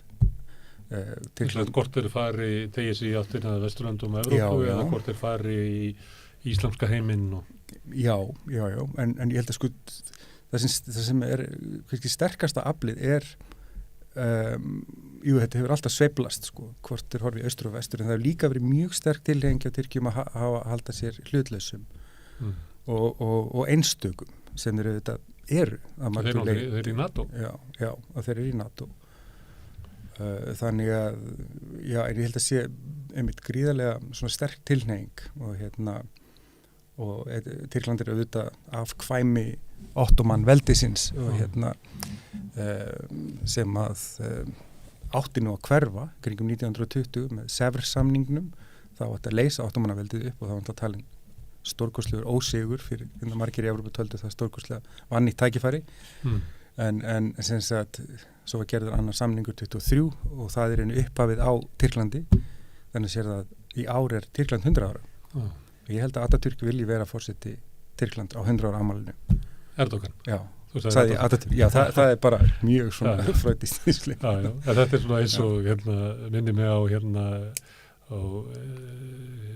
2004 þá var svona Hannes Hafstein og Davíð Oddsson svona var að reyna að búa til svona póla það væri svona upp á endir einmitt þannig það er mjög áhugavert þetta skiptir máli hver er forseti það gerir það sko og þetta er sko ef maður horfir á þú veist lýðræði í Tyrklandi þá er það öðruvísi heldur en lýðræði kannski í Belgíu eða einhvers staðar og þetta hefur alltaf verið mjög mikið ritað þetta þú veist af hverju þessi hugmyndum eins og Bandaríkin og fleiri hafa alltaf haldið uppi sko flytja út lýðræðið og gera Írak lýðræðisríki og gera hitt og þetta lýðræðisríki það er kannski meira en að segja það skiptir kannski svolítið máli hvernig ríkin eru fyrir og svona þessi útgáfa lýðræði sem er í Tyrklandi hún er alveg svona bein afleiðing af hvernig samfélag Ottomannaveldið var það var alltaf gríðilega mikil skipting milli þeirra sem réðu þeir sem réðu ekki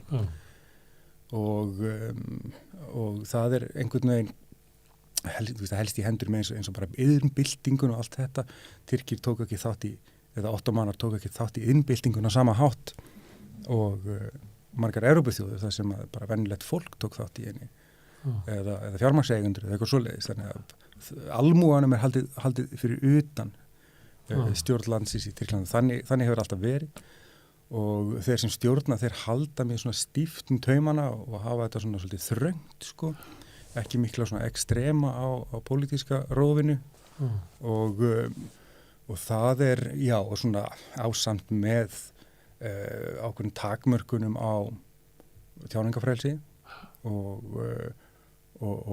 hérna hópamyndun og því sem er kunnulegt úr fleiri svona áttum. Og versna eftir valdaránstilunina.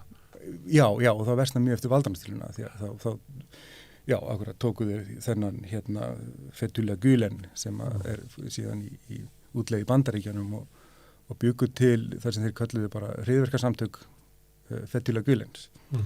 Og það var þá nóg fyrir það að segja að þú ert í hryðjuverkasamtökum Fethullah Gülens og þá var þetta að setja viðkomandi fangelsi. Danstæðingu forsetastáttur hryðjuverkamaður. Já, þannig að eins og síðan þá er Erdogan sko, hann er ekki bara hann án að hafa sagt reyndar að þessi hallabyltingarna 2016 hafi verið guðskjöf sko. Enda allavega það kom á daginn að við sjáum að hann ekki bara breytti lögunum svona embætti forseta heldur líka gatan með þessum lögum hreinsað út úr stofnunum óæskilega aðilega hans mati út úr háskólum og dómstóli og sem hann alltaf hefur það í för með sér núna tiltrú almennings á þeirra stofnanir og ekki síst dómskerfið er í algjöru lágmarki. Þannig að hann er ákveðnum, þú veist, það er endapunkti með mjög margt myndi ég segja fyrir þessar kosningar. Tyrkland er náttúrulega á mögnuðum stað í heiminum. Það er svona, það er bara þarna liggja þjóðbrautirnar í gegn. Þú talar að menn vildu leita til Vesturlanda og Evrópu, en Evrópa hefur ekki viljað Tyrki. Það var áratugum saman að Tyrki voru að hanga í einhverjum fornir í Evrópusambandsins en það vildi ekki fá það inn. Einmitt, akkurat. Það er já, það er bara löng og flókin saga líka og til dæmis við horfum á framgöngu Erdogan síðustu ár hefur hann kannski ekki verið mikið að spila sig sem einhvern rosalegan teamplayer í Evrópusambandinu.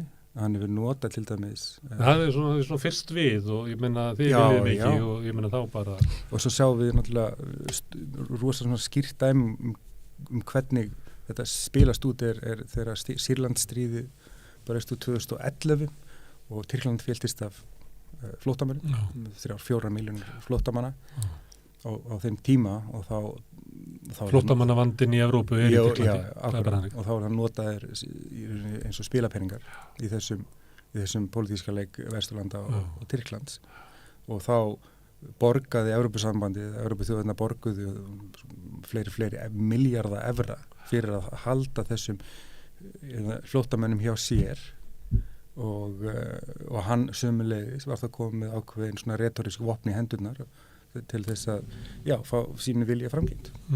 En að því þú sagðir það svona eins og Tyrki var að meta hvort það vildu tengjast Evrópu eða þá inn í Íslamheimin þá þetta með að til dæmis Brexit var keyrt áfram á óttanum við Tyrki það ekki myndi flæða inn ef Tyrkinir fari í Evrópusambandið þá myndu þeir koma flæðandi inn það voru fræg plaggott sem að voru það en þessi hugmynd meðal svona almenna Tyrkja er þetta ekki svona tilfinningum að Evrópa bara vill okkur ekki? Ég held að þessi skiptir svolítið í tvennt sko þessi ég held sem nú held ég kannski svolítið að finna út sko, hvað þinn almenni Tyrkir sé að hugsa en það má ímynda sér að þetta sé einmitt aftur svolítið þessi skipting með borg og svo þetta við menntunarstig og hefur fólk ferðast og eitt og þetta því að fullt af Tyrkjum vita að ég meina það eru 50 milljón ferðamanna sem koma þarna hverju ári þannig að eitthvað hlýtur nú heimurinn vilja hafa með Tyrkland en eins og ég segi, Tyrkir vilja hafa stjórnandan sinn sterkan. Það er svolítið hliðstætt Rússlandi, ekki satt. Þeir vilja hafa sterkar stjórnendur og það er alltaf mjög skýr lína á milli þeirra sem stjórna ekki í Tyrklandi. Þá ekki bara við ríkið heldur þá við sveitafélögin og niðri. Já, þetta verður alltaf verið þannig sko. Og það er arleið frá Ottomannaveldi tímanum í rauninni. Og ekki svona stjórnmálaflokkarnir eru valdaflokkar.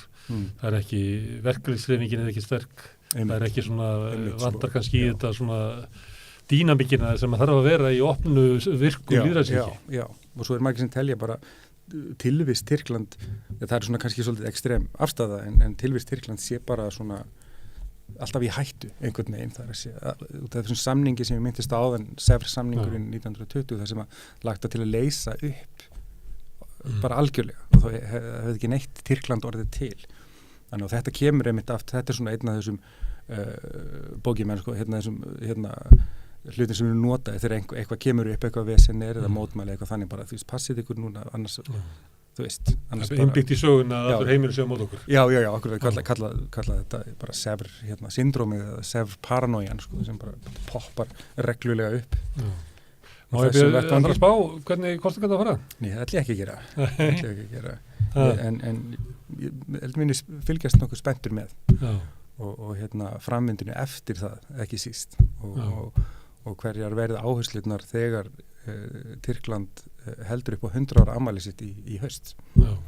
Þetta verður náttúrulega ef Erdogan myndi falla ekki verða ná kjöri. Þetta eru mikla breytingar. Tímabili lokið. Já, þetta eru mikla breytingar, já, mjög svo. Og svo önnur saga hvernig tengsl Tyrkland og Rússlands er að þróast og hafa verið að þróast undanfarin ár. Þannig að, já, ég held að það sé ákveðin úrslita stund fyrir Tyrkland og verður mjög áhugavert að fylgjast með framhaldinu. Já, herðu, Þórir, kæra þakki fyrir að staldra þetta við og tala þetta Tyrkland. Takk fyrir að bjóða. Við ætlum að halda áfram hérna við rauðaborðið og nú ætlum við að snúa okkur að leigjendum eftir augnablik. Með því að ganga í leigjendasamtökin styður þú baráttu leigjenda. Leigjendasamtökin eru fyrir alla þá sem vilja berjast fyrir réttlátu húsnæðiskerfi. Leigjendasamtökin.is Samstöðin er á öllum hlaðvarpsveitum. Rauðaborðið, Sanna Reykjavík, Samtal á sunnudegi og Helgispjall.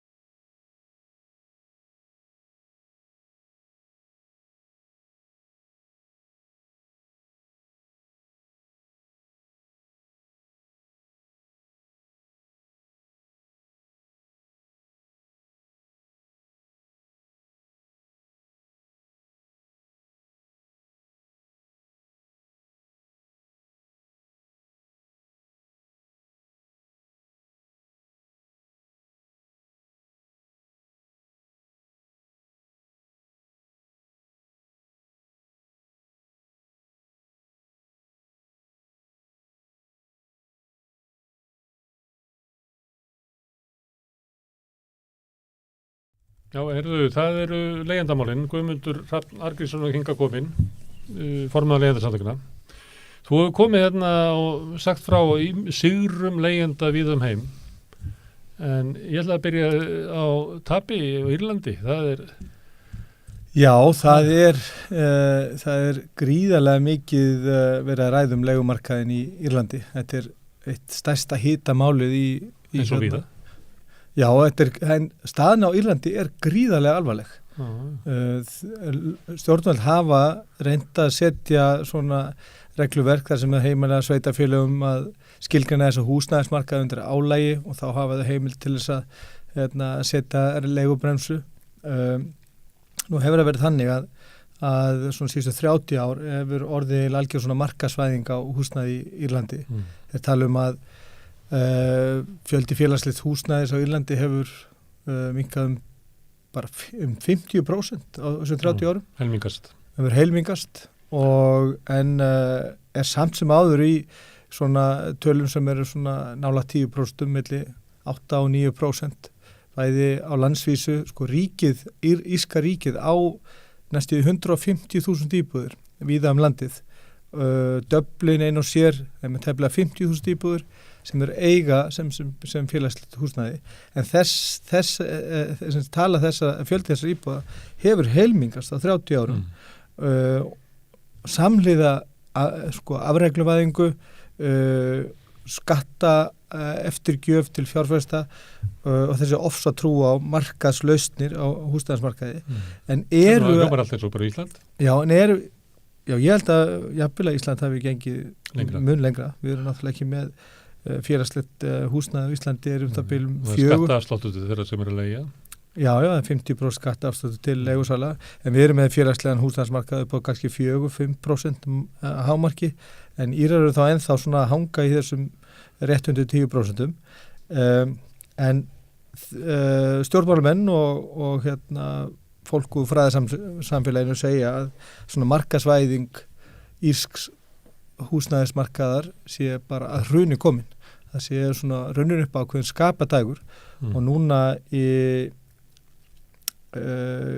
bara ég held að hafi verið núna á föstudaginn, þetta er bara fréttir frá því núna miðjan mars, þar sem að írska þingið samþykti að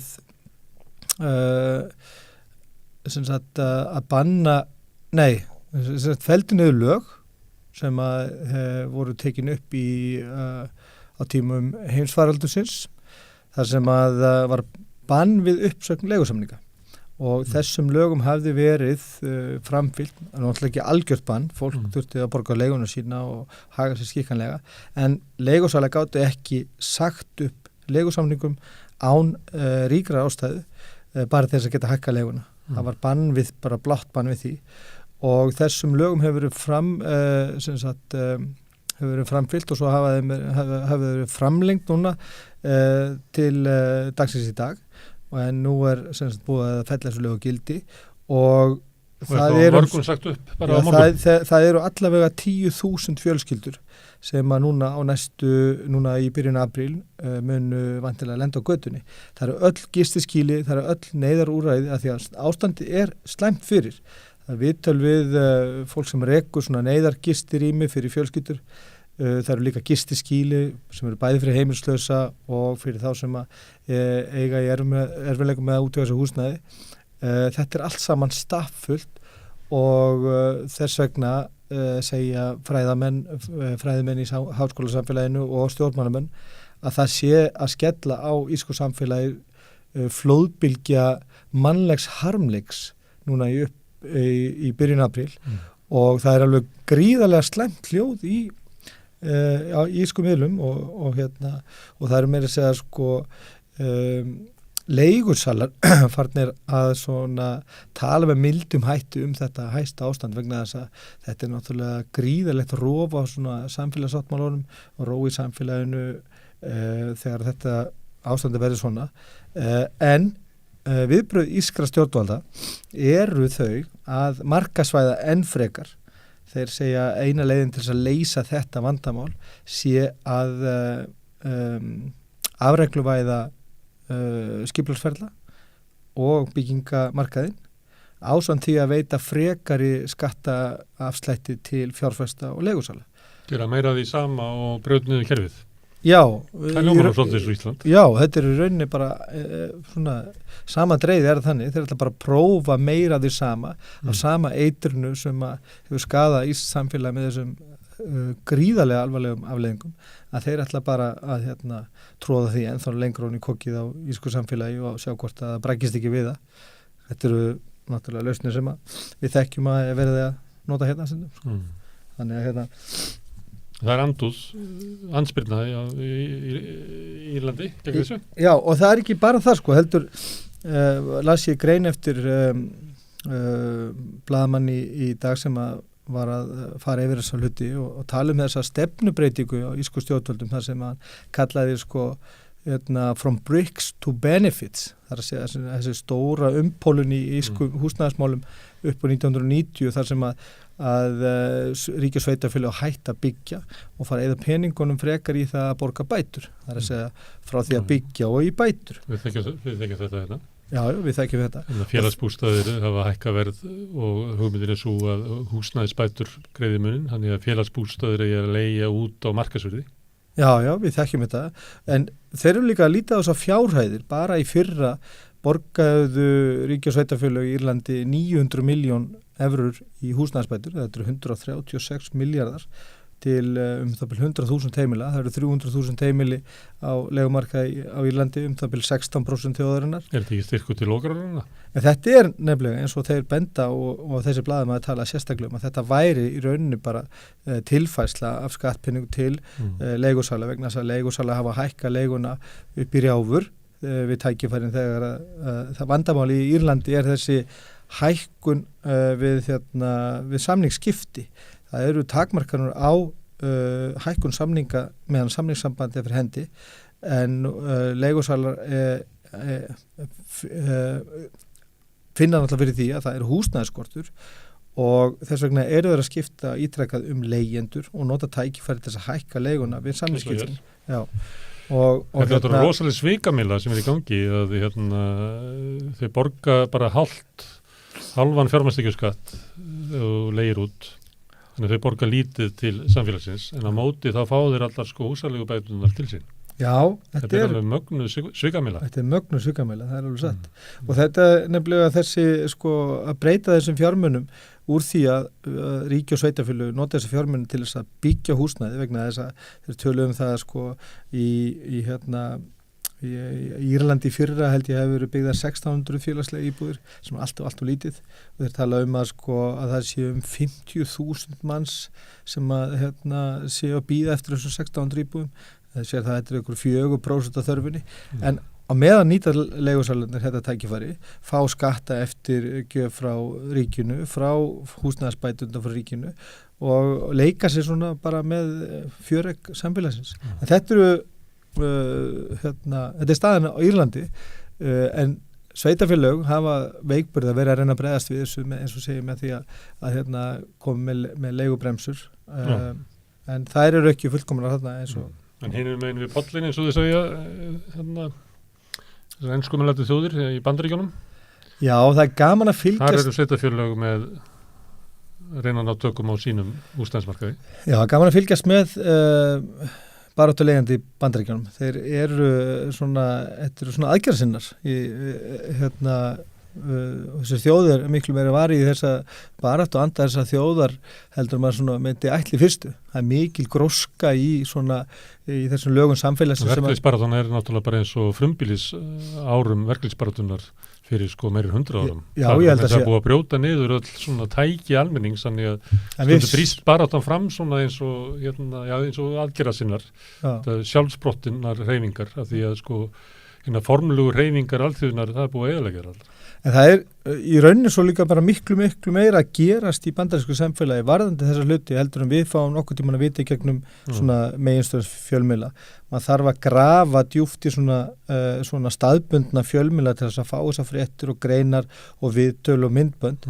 Það er mjög erfitt að finna þetta á netinu en svona þegar maður er komin undir ákveði svona að greiða sig í gegnum ákveðina svona runna í þessu þá fer maður að finna þessa fréttir og þá sér maður hvað sem mikil gróska er og í Bandaríkjunum er mikil gróska í málefni leigjenda. Við sögðum frá þetta síðasta að það hafa bæst við 6 fylki sem eru með tillögur það að koma á leigubremsu í gegnum þessi lög sem við þekkjum í New York sem heita Rent Stabilization sem að veita með þessu sveitarfélögum heimildi til þess að skilgreina húsnæðismarkað undir álægi og þarlendi setja leigubremsu.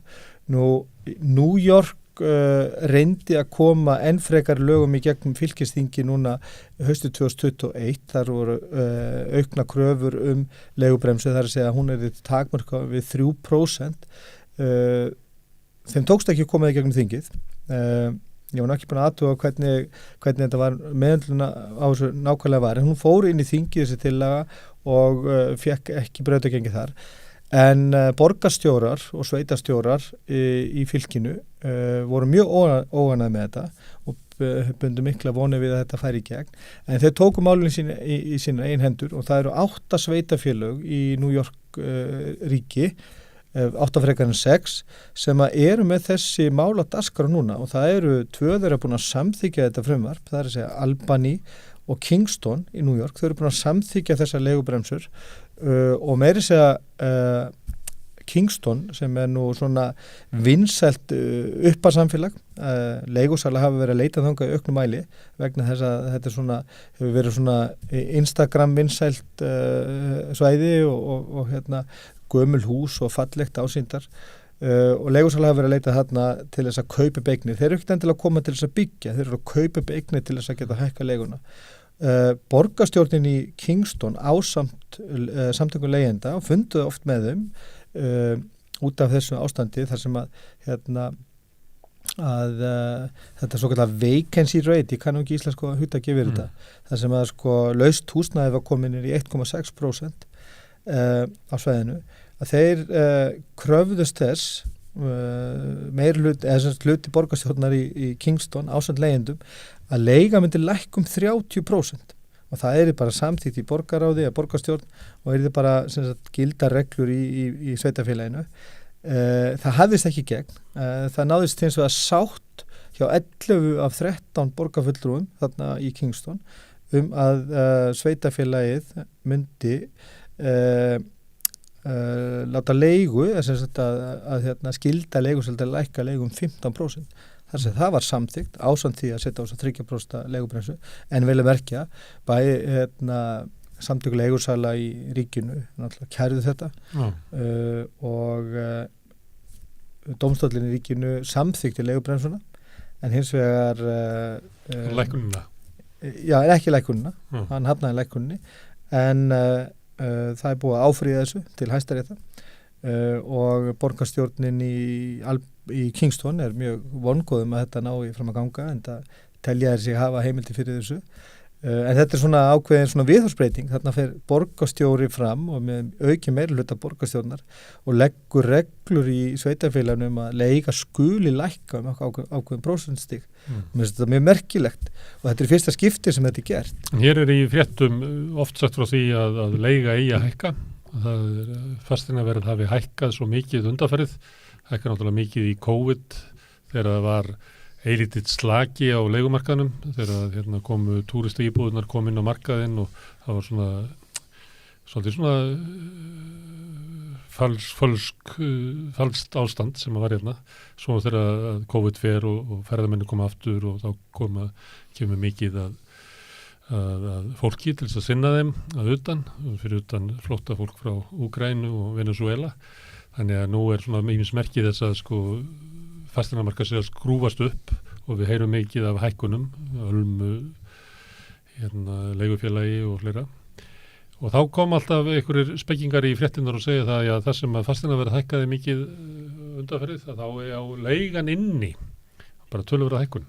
Já, þetta við erum mikið vör við þessa umræðu og þetta hefur verið gegnumgangandi stef alveg frá því að ég kom og fór að taka þátt í þessari baráttu svona fyrir rúmum 1,5 ári síðan að þá er þetta gegnumgangandi stef að húsaleiga eigi að endurspegla markaðsverð á íbúðarhúsnæði. Þannig ef ég keypti að því að BHM var nú að gera úttekt á hvernig húsnæðisverðið var hækkað og það bara á stuttu tíma þá tvöfaldast það, ég held að það verið svona 10 ára tímabil eitthvað rúmlega. Þannig ef ég keypti húsnæði á 30 milljónir fyrir 10 árum og ég leigi þér á það og nú er það metið á 60 milljónir á ég þá að tvöfalda leiguna þér. Já, samkvæmt þessu. Þetta er bæði ummæli frá bara hagfræðingum innan úr ríkisstofnunum og þetta eru Húsnæðis- og mannvirkjastofnun Húsnæðis- og mannvirkjastofnun sem er bara Húseigendafélagið, banka og svo kemur þetta bara fyrir viðskiptaráð, þetta kemur fyrir í grænbók innverðara. Já, þau eru svona að gefa en er þetta lögmál alls þar í heiminum? Nei, þau eru að gera því skóna að það sé lögmál, að það sé rík samfylgni á milli húsalegu og markaðsverða húsnæði. Ég hef ítrekað bæði sagt það og skrifað það og haldið því fram að það sé hvergi þannig. Það er hugsanlegt að ríki einhvers konar samhengi hérna milli en þá er það alls ekki þeim mæli sem það er hérna. Nú, það er oft talað þarna COVID-tíman að þá hafi húsalega lækkað já, það var ekki raunlækkun á húsalegu, heldur hún hætti að hækka á tímabili á meðan að fasteignaverð hækkaði mjög mikið.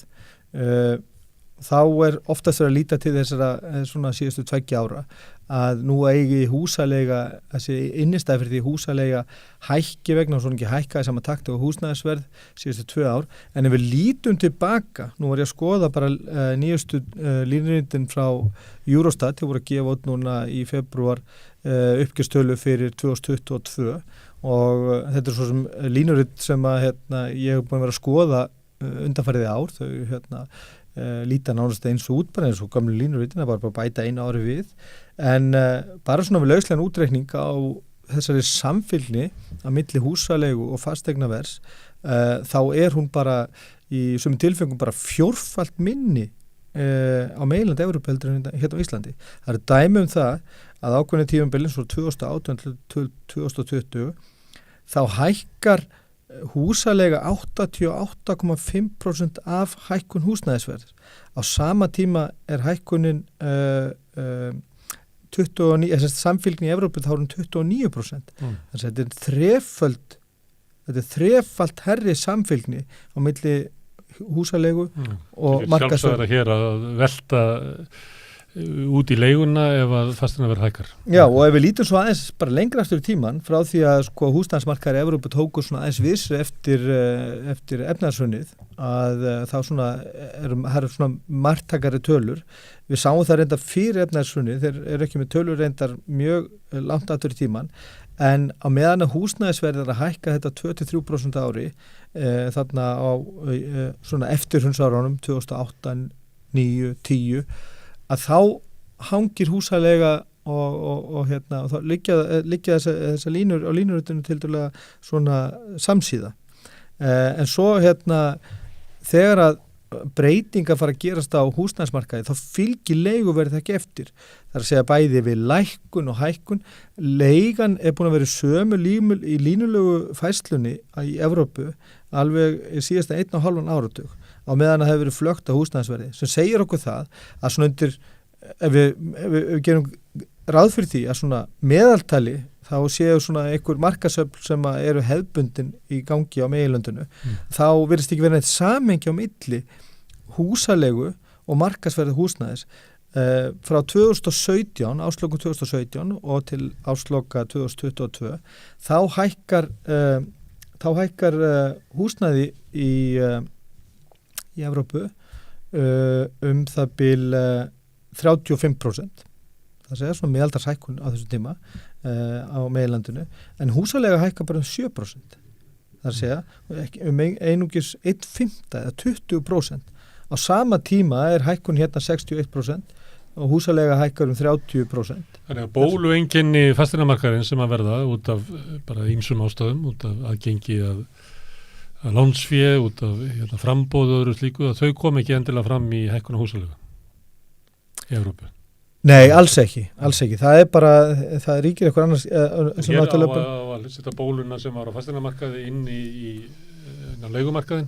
Já, við erum náttúrulega rætt það hérna að við þessar fordæmilegs og hækkanir á húsnæðismarkaði hérna síðustu 2 ár sem eru þetta eru sögulegar hækkanir á húsnæði að þá lækkar íþyngjandi húsnæðiskostnaður kaupenda en hann hækkar hjá leigjendum.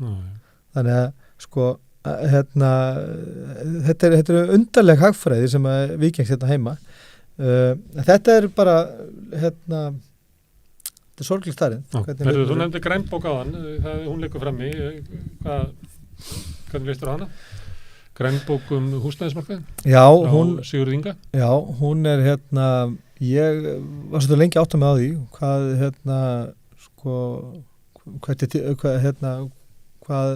hvað nátt að þýða og hver nátt að skila. Það er ekki lausnin á húsnæðismarkaðinum sem hefur verið vandamál í Íslandi í 20 ár? Þetta heitir stöðumat og valkostir. Það er undirtitillin á skýrslunni og þar svona verið að fara yfir markaðinn og við höfum skrifað umsögn sem við skilum núna eftir helgi, síðasta mánudag. þar sem að við erum að fara í gegnum þessa skýrslu og við áttum okkur á því svona við samtökunum þegar við erum að skoða þessa skýrslu að þetta gríðarlega ábyrgðar hluti að vinna svona skýrslu vegna þess að þarna leggum að grunnina ákvarðanatöku stjórnvalda og þess vegna gríðarlega mikilvægt að í svona plaggi sem að byggir reyndar á vinnu 3 starfshópa, það undir þessari 30-40 síðan skýrslu eru 3 skýrslur þetta svona frá 50 til 120 blaðsíður og það svona verið að draga svona kristalla eitthvað svona meginlínur úr þessum skýrslum inn í þessa grænbók, þannig vitnað í hinna skýrslunar en við fáum ekkert að sjá þar en bara finna þar á netinu en þarna verið að fara yfir markaðinn hvernig lítur húsnæðismarkaðurinn út, hvernig lítur leigumarkaðurinn út og við gerum bara mjög miklar athugasemdir við það hvernig þessari vinnu háttað bæði var þetta samráð, þetta samráðsleysi og óvilhalla samráð, þetta litla samráð sem hefur verið haft við okkur mér óvilhalt það birtist bara í hvernig unnið úr svona plaggi, þarna verið að svona verið að veiða út ákveðið samengi sem að lýsi markaðan bara í bara engu leiti það til dæmis eins og við ræddum þetta rétt á hann þá verið að tala hækkun á húsaleigu, gagnvart hækkun á markaðsverði þá verið að tala tímabil frá apríl 2020 til árslok 2022 það eins og það ríki ekkit annað samengi í þessum málaflokki heldur bara COVID-tíminn en í þessar sömu skýrslu þegar verið að tala árangur hins almenna íbúðakerfis þá velja menn skýrsluhöfundar og sérstaklega þá ritstjóri skýrslunar að taka tímabili frá 2016 til 2022 vegna þess að það hljómaði bara betur að geta sagt að almenna íbúðakerfið hafi skilað 3000 íbúðum á þessum 8 árum heldur en að segja á þessum sama tíma og þeir tala þessar hækkanir húsnæði og húsalegu að þá voru bara til 460 íbúðir. Þannig að þarna verið að veiða svona og gramsa eftir því að reyna að láta líta út fyrir að það ríkir svona bara þokkalegt jafnvægi á markanum, á leigumarkanum. Það eru markaskraftar sem munu taka við sér og munu lagfæra þetta. Það til þess að auga með þessu, það til þess að skoða ákveðna hluti betur. Og það svona framsetning en ekki gera neitt í rauninni ekki, það svona sama stefið, það svona að skoða húsnæðisbótakerfið Þú ert að segja það að opinberar stofnanir og stjórnsýslan á Íslandi sé að pakka inn sín á húsnæðismarkaðinn sem geðfelld fyrir stjórnmálafólkið fyrir ráðherrann en sé bara óra fjarri þeim raunveruleika sem almenningur býr við. Já, ég verið að velta svo mikið fyrir mér. Hvernig, hvaða stemningum maður gengur inn í þegar maður skipar í svona starfshóp eða verkefnahóp eða áttakshóp sem búið að vera mikið af, sérstaklega í húsnæðismálum undanfarin ár. Þá gengum maður væntanlega svona inn í svona einhvers konar samfélag og einhvers konar andrúmsloft þar sem þú veist að það sem þú þarft að gera, þú ert að vinna unnbjóðandiðin ráðherrann og þú þarft að svona máttu ekki koma honum í glandur, þú mátt ekki skila en skýrslu sem segir, það ríkin eða ástandalegu markaði, það algjör forsend og markaðsbrestur. Býtur ekki höndina sem fóðrar þig? Þú eiginlega mátt ekki og þú veist það bara strax, þú getur ekki komið ráðherranum í slíkt klandur með það að segja hann satt. Og þú þarft helst að matreita fyrir hann þannig að hann geti þá brugðist með eitthvað svona eins litlum og auðvöldum hættu og mögulegt þannig að sko eftir stendur þegar maður svona átt að segja á þessu að þetta ríkir eitthvað svona samfélag eða svona andrúmsloft sem að skapar þessa vinnu og þessa niðurstöður að þá endar það kannski þarna þetta sinnuleysi, viðbragðsleysi, skeytingaleysi, fálæti stjórnvalda gagnvart þessum málaflokki að þau gögn og það grunnlag sem það hefur fyrir sín ákvarðatöku kemur frá fólki sem vinnur inn í ráðuneytunum hagsmunaaðilum eins og viðskiptaráð og samtökum atvinnulífsins sem sitja í þessu starfshópum þau fóðra stjórnvöld á svona gögnum sem eru bara alls ekki lýsandi og við fórum bara í okkar umsögn, við ætlum að setja hana núna á netið og vonandi bara lesa hann sem flesti vegna sem við förum svona skref fyrir skref í gegnum þessa skýrslu þar sem bara alls ekki verið að segja okkur frá því hvernig hlutinir eru, annarkvæmt því sleppt eða bara sagt frá svona afmörkuðum þáttum, lýsa með engu ástandarlega leigumarkaði og þetta teljum við mjög alvarlegt. Við náttúrulega gerum allt og höfum gert athugasemdir við aðgerðir og aðgerðarleysi stjórnvalda en við teljum það mjög alvarlegan hlut þegar að svona skipaðir starfshópar gefa frá sér svona plagg sem að lýsir með engu móti ástandinu á leigumarkaðnum og þá ekki til mikils að vænta á stjórnvöldum þegar þau geta skýlt sig á baku svona gögn. Við fjöllum nú á sín tíma þegar starfshóparnir voru að störfum og þá voru ekki margir leigjendur sem komu að því starfi. Þegar starfshóparnir voru að starfa þá voru ekki margir leigjendur sem að komu að því starfi. Nei, við förum yfir það í umsögninni að það eru 3 hópar. Það hópur sem að endurskoða húsnæðisbótakerfi, það hópur sem að endurskoða húsaleigu og það hópur sem að vinna að umbótum á í húsnæðismálum. Og þetta eru hópar sem eru svona 6, 7, 8 upp í 10 manna hópar og þetta eru svona kunnuleg nöfn, þetta Eygló Harðardóttir og þetta eru svona lögfræðingar og fulltrúar samtaka atvinnulífsins og fleiri þeimdur. Þessis hópar hafa verið að starfa svona frá útmánuðum í fyrra og eru sumir þeirra ennþá starfandi. Ég veit ekki hversu marga fundi þessu hópar hafa haldið og þetta eru fjallumál sem að snerta hagsmuni leigjenda með mjög afgerandi hætti. Við höfum farið á 2 fundi í heildina og fengið 1 spurningalista sendan. Við erum þó hagsmuna samtök 45.000 heimila sem að þessar aðgerðir þessu umræða snerti beint. Þetta allt samráðið. Þetta allt samráðið við þá sem að hafa reynslu af því að vera á leigumarkaði. En þarna fólk með skoðanir á því hvernig er að vera á leigumarkaðnum en enga reynslu af því.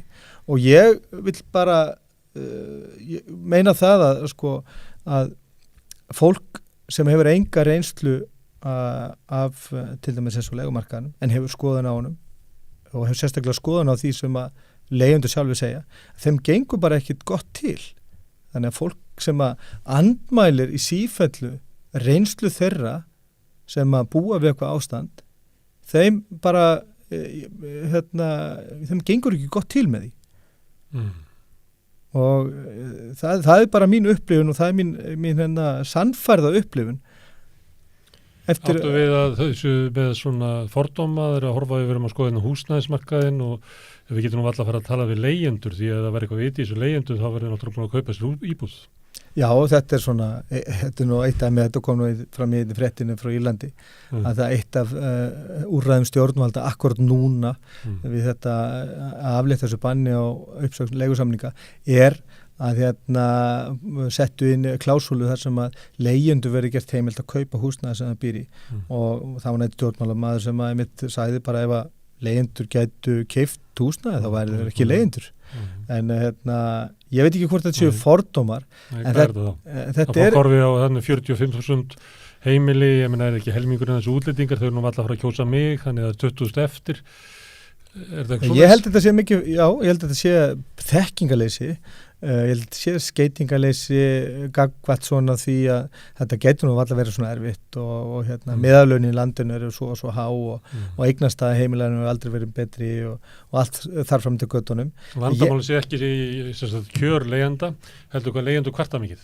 Já, það held ég að sé einmitt svona viðhorfið að það þessi ofsalega mikla skoðun á því hvað leigjendur eru að segja, hvað leigjendur eru að biðja leigjendur eru að lýsa ykkur ástandi og þá kemur eitthvað fólk sem hefur enga reynslu á því að vera á leigumarkaði, hefur enga skilning á því hvað það þýðir að vera með fjölskyldu á leigumarkaði með yfirvofandi heimilismissi, flytjandi sýnt og heilagt borga kannski 60, 70, 80% ráðstöfunartekjum sínum í húsalegu og hefur svo mikla skoðanir á því hvað leigjendur að segja og að setja ofan við á, vil ekki hlusta á þetta. Já, þessu fólki gengur bara ekki gott til að því að ef að þú hefur ekki reynsla á þessu sjálfur en hefur ríka skoðan í hvað viðkomandi að segja, þá hefur eitthvað slæmar málstæðast verja en þetta kemur við kaunað vegna þess að þú veist þeirra að segja satt og þá þetta eitthvað ákveðin flótti. Þannig að sko þarna held ég að fólki bara gangi ekkert gott til og sé í leiðinni að passa upp á það svona umbjóðandi þeirra sem eru þá stjórnvöld að koma þeim preinleiki bara í klandur af þess að ef að hópar eins og hópur endurskoðun húsaleigulaga eða umbætur á húsnæðismarkaði kæmi hreint og beint fram og segði að það ríkir algjört ófremdar ástand, neyðarástand, félagslega hamfarir á leigumarkaði, stjórnvöld hafa brugðist, það verður að ráðast í aðgerðir bara hér og nú og stórt þjóðarátak. Þá bæði búið að dæma viðkomandi yfirmann að verkum sínum og koma honum í algjört klandur þar sem að hann þarf að leggja dag við nótt við að reyna að finna lausnir á vandanum. Þú eru aldrei skipaður aftur í starfshóp ef þú gerir þetta? Ja, aldrei nokkuð tímann. Ég held að þetta sé algjört dauðadómur fyrir fólk sem ætla sér framæni í stjórnsýslunni og mér hefur sýnst að þetta sé svona að mikið af fólki sem kemur fyrir í þessum starfshópum sem eru hreinlega bara áskrifundur á þessari vinnu. Þetta eru svona og hefur svona vit á öllu. Er að segja, eins og kallar sig að segja konum hvernig þeim líður og ríkt fólk að segja fátöku hvernig þeim líður. Já, akkurat. Þessum við feitlagnir þurfa alltaf að vera að hlusta að fá mögru fólki, hvernig það á að losa sig við auka kílóin. Já, þetta er bara fullt af fólki sem er alltaf að segja öðru hvernig það á að gera það. Já, þetta er akkurat svona. Þú getur alveg... Heyrir aldrei stakt orð. Þetta er bara akkurat svona. Og það er svona stjórnsýslan. Já, svona er stjórnsýslan og við mætum þessu. Sástu Silfrið með helgina, þá var miðaldra fólk að tala farsíma notkun ungmenna? Nei, ég náði ekki. Ég var svona... Nei, ég segi það, þú veist það. Fjölskyldu helgi. Við heyrum oft fullorðið fólk tala hvernig börn hafi það. Já, hvernig hafa það, hvernig hefða lífið sínu. Það er eitt sem er svona, sem ég vil enda á, sem er mjög alvarlegur hlutur. Það er þessi svona,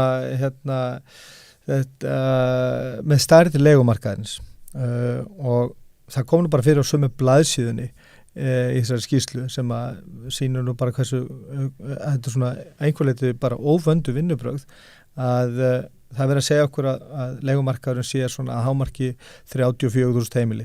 Það er nú búin að vera að segja okkur að nú ekkert langt síðan að koma fram í skýrslu á HMS að það væri kringu 90.000 heimili að leigumarkaðurinn hafi minkað og þetta er svona stefið í skýrslunni. Leigumarkaðurinn hefur minkað, leigar að lækka og svona tilefni herðu þetta er nú bara allt í góðu lagi. Nú, þeir segja sömu skýrslunni að það sé ekki nema það byrj heilmingu leigjenda sem sækju húsnæðisbætur.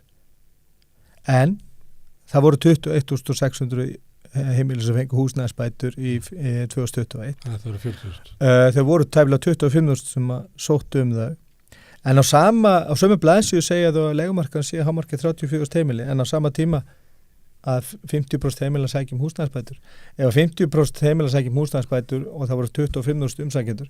Nú ég var það óheppinn að vera rekinn úr grunnskóla en ég lærði þá minnstakosti þessa starffræði. Þú varst búin að ræða tvisvar töfluna. Ég var búin að ræða tvisvar töfluna þegar við varum vikið úr grunnskóla. Þannig að að þetta með að vera að segja okkur þetta að leigumarkaðurinn sé nú ekki svo stór að hann sé að draga saman. Nú við konum fram á samstöðinu fyrir nokkrum vikur síðan. Það er svo þröng skilyrði að fá húsnæðisbætur að það er hellinga fólki sem er að leigja og þyrfti að fá stuðning til þess en bara sækir ekki vegna þess að tekjuskerðingarnar eru svo brattar. Ekki bara tekjuskerðingar, heldur líka eignaskerðingar og fólk sem er kannski með ungt fullorðið eða ungmenni heimi á sig sem er komin yfir 18 ára aldur verður kannski safnað sér fyrir íbúð leið og þau eru búin að safna sér svona einhver ágætri summu og búa hjá kannski einstæður foreldri þá fara húsnæðisbætur foreldris að skerðast við það að unglingurinn er að safna sér fyrir íbúð. Þannig að það er búið að taka rauninni að fólkinu alla bjargi við að komast út á leigumarkaðnum þrátt fyrir þá staðreind að 9 af hverjum 10 eru nauðugir á leigumarkaði. Þá ríkir valið þá aðferð að koma í veg fyrir það að fólk með með vinnukraft eða starfsorku og getu og vilja til þess að komast í burt úr þessu ofbeldissambandi sem að ríkir milli leigjenda og svona leigumarkaðar hans í heild eða kannski réttarlegi stjórnvalda, að þá reynar að koma í veg fyrir það og sérstaklega að koma í veg fyrir það að afkomendur leigjenda komist af leigumarkaði með því að geta búið hjá foreldri sem kannski á leigumarkaði, safna sér fyrir útborgun með því að láta það bitna á foreldrinu ef að barnið að safna sér fyrir útborgun á íbúð, þá ætlaði að taka bæturnar að móðurinni. Þetta eru mörg dæmum. Guðmundur, þetta svo dimmt að ég ætla að kveðja þig og ég ætla að fara meira 200 ára aftur í tíman. Ætlar að Jón Karl Helgason ætlar að koma hérna og segja mig frá Eiríki Laxdal sem að skrifaði Ólafs sögu Þórhallssonar eftir augnablik.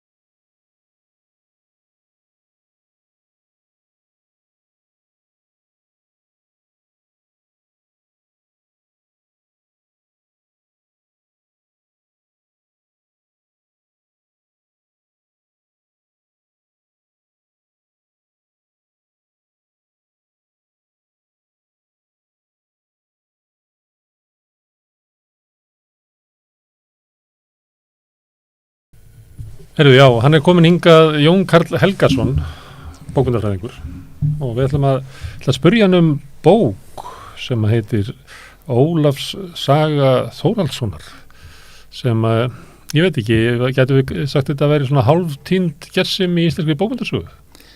Já, hún var kannski lengi mjög illa svona þekkt. Hún skrifuð eitthvað tíman í kringum 1800. Já. Svona, það ekki alveg vita nákvæmlega hvenar, líklega, já, kannski á síðustu 20 árum, 18. aldar, en hún kemur ekkit út fyrir 200 árum seinna, fram að því bara þekkt í handritum. Þannig að það er kannski ein ástæða fyrir því að hún sé ekki þetta vel þekkt og reyndar til önnur saga eftir Eirík Laxdal sem heitir Ólandssaga. Já. Og hún varveitist bara í einu handriti. Já, og ekkert meira þekkt. Og nei, hún kom út 2006. Já. Og það voru Maríanna Þorsteinsdóttir og Þorsteinn Antonsson sem réðust í útgáfa þessum verkum. Já. Og þau eru bæði, þetta eru stórar bækur og mikil vinna að bara plæja sig í gegnum handritin og koma það svo prent. Og þannig að það er kannski ástæðan fyrir því að það er ekkit margir sem þekkja til þessara verka, en ef þú lest bókmenntasögur svona bara frá seinustu áratugum að þá Eiríkur yfirleitt nefndur í þeim og hann er yfirleitt kallaður fyrsti skáldsagna-höfundurinn. En er þetta skáldsaga? Það má deilum það sko. Það er að segja að þegar menn fara að skoða handritið á 19. öld, að þá það þjóðsagnasafnarar, menn eins og Jón Árnason, og þeir sjá að þetta bók sem í rauninni svolítið eins og svona remix úr þjóðsögum. Það eins og það hefur verið teknar margar þjóðsögur sem við þekkjum úr safnans og allar svona hengdar á einn þráð. Þannig að Ólafur... Og má ég spyrja því, maður þráður nógu sterkur til þess að halda þessum kúlum uppi? Já, sérstaklega í Ólafssögu. Menn hafa nú sagt að Ólandssaga þar sé þessi grunnsöguþráðurinn svona kannski veikari, en Ólafssaga í rauninni í grunninn þroskasaga. Ólafur fæddur í Skagafirði og hann svona sagan hefst, þá hann svona unglingsárum og og svo fylgjum við honum bara svona á flækingjum landið.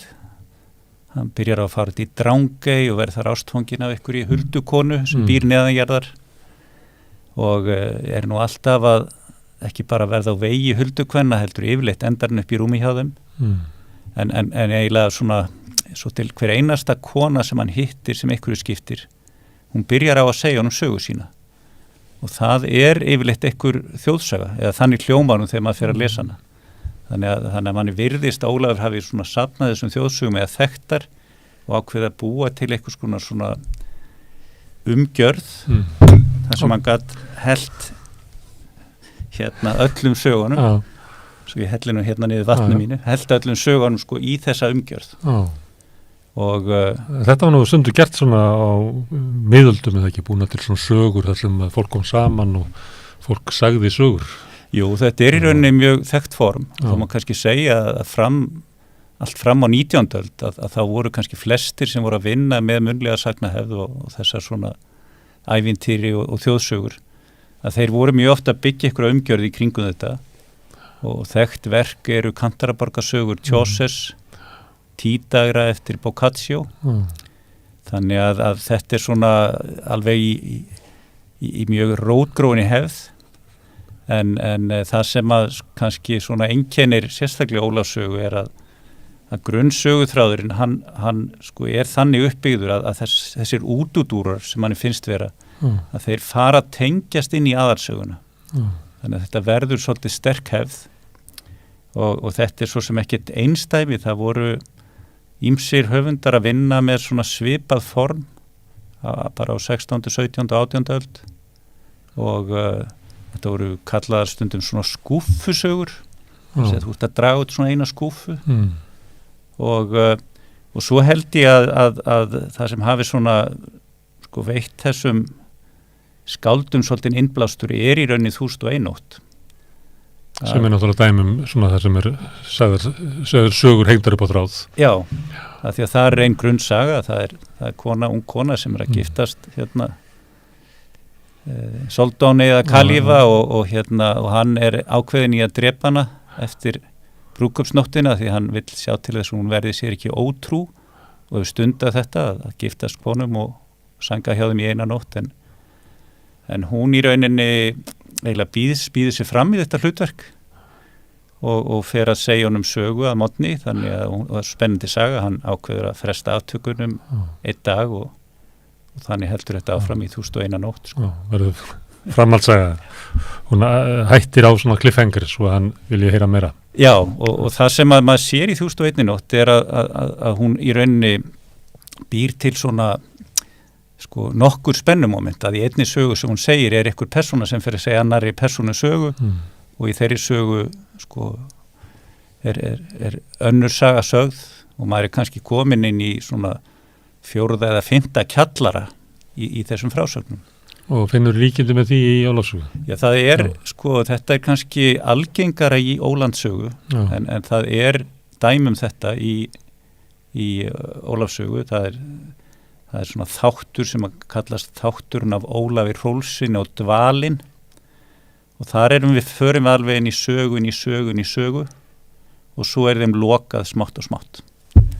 En svona dæmum það hvernig sko Ólafur fyrir að binda þessar sögur saman að maður áttar sig á að einhver persóna í þessari, kannski maður komin niður í annan kjallara, hún fyrir að segja sögu einhver í stúlku svo þú hún lokar sögunni þá segir hún, já, reyndar ég þessi stúlka.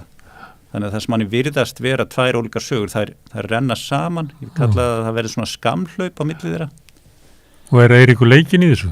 Hann mjög leikinn í þessu. Og hann leikinn höfundur? Já, sko Þorsteinn Antonsson svona gefur nú í skyn að kannski hafa hann haft bara einhverja sérgáfu, kannski var þetta bara maður svona með svona Asperger einkennið eitthvað. Að því að hann heldur ótrúlega mörgum boltum á lofti og það til dæmis saga af þessari álkonu í Drangey, hún nú svona þorparinn í sögunni, það femme fatale, hefur lagt álög á Ólaf og vill honum allt illt að því að hann hefur verið að hjálpa bróður baninnar og það eiginlega allir sammála það hvað þetta sé afleitt kona en svo mjög aftarlega í verkinu þá fær hún að segja sína sögu og þá sjáum við í rauninni mjög mikinn hlut af söguþræðin frá öðrum sjónarhóli og þurfum eiginlega að endurskoða allt sem við höfum haldið og þetta svona bara dæmum það hvað einhvern veginn tengigáfan hjá Eiríki hefur verið virk og rík. En þetta ævintýrlega saga, hún gerir svona, hann flakkar á milli heima, mannheima og álfheima. Já, það svona, sko, hluti af persónugalleríinu er þetta hérna, í rauninni þjóð huldufólks á Íslandi sem að býr neðanjarðar og það samfélag sem á margan hátt svona kannski menntara og fallegra en skárra en við, sko.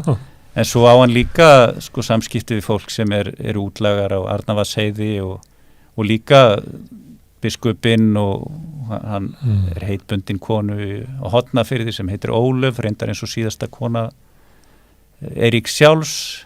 Þannig að það eru svona alls konar þræðir í þessu og Þetta ferðarsaga íslensk samfélag á þessu tíma. Já. Gætur þú notað það? Finnst þú þekkja betur samfélagið?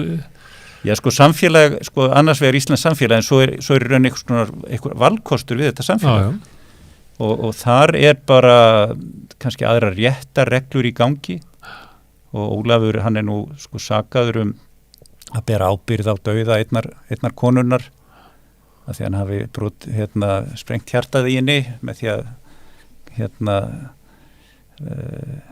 hef ég samband við þessa konu Hornafirði sko og pabbi þessarar sem að deyr úr sorg að hann vill nú bara koma eiginlega Eiríki fyrir Kattanef en það krafist dauðadóms yfir honum í álfheimum sko og hann hefur svolítið áhyggjur af því til dæmis vegna þess að dómarinn eða hirstjórinn sem heitir Jón Hreggviðsson sem svolítið merkilegt að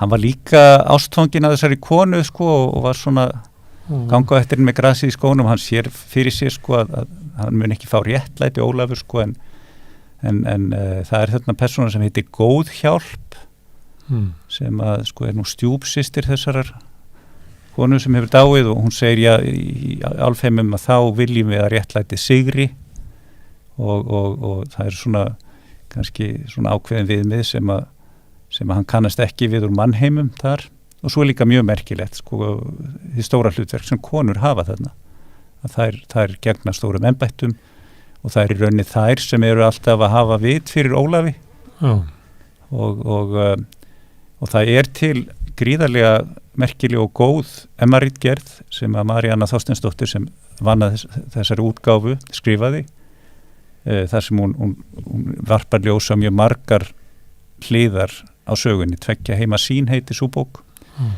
og það var margir eins segi skrifaði þetta verk þannig að svona það kannski svolítið merkilegt að það sé samt ekki þekktar en það meir sé bara mínir kollegar í háskólanum sko En af hverju er það koma á eftir þessu tími þar sem að þessi svona álfaheimar þóttu vera og valdþýðlegir eða ekki passa inn í bókmennta þræðina sem tók að spinnast á 19. öld? Nei, ég held að þarna skipti ykkur máli að við teljum að, eða svona flestir segja, Jón Thoroddsen hann ekki fyrsti skáldsagna-höfundur sem gefur út Pilt og stúlka 1850, það var prentuð bók og hún náttúrulega fór víða og það kannski skýringin á því að þó maður komi með nýtt verk og segja, þetta kannski fyrsta skáldsagan að þá kannski tekur bara mannsaldur að fólk bekinni það en en það kannski líka vegna þess að þetta svo óvinlegt verk í byggingu og í bókmenntasögu sem að kom út á ensku 2006 fín umfjöllun þetta verk eftir Margréti Eggertsdóttur og hún segir að þetta sé nú verk sem minni kannski meira á módernískar eða postmodernískar skáldsögur. Hljómar þannig þetta út af lýsinni sko.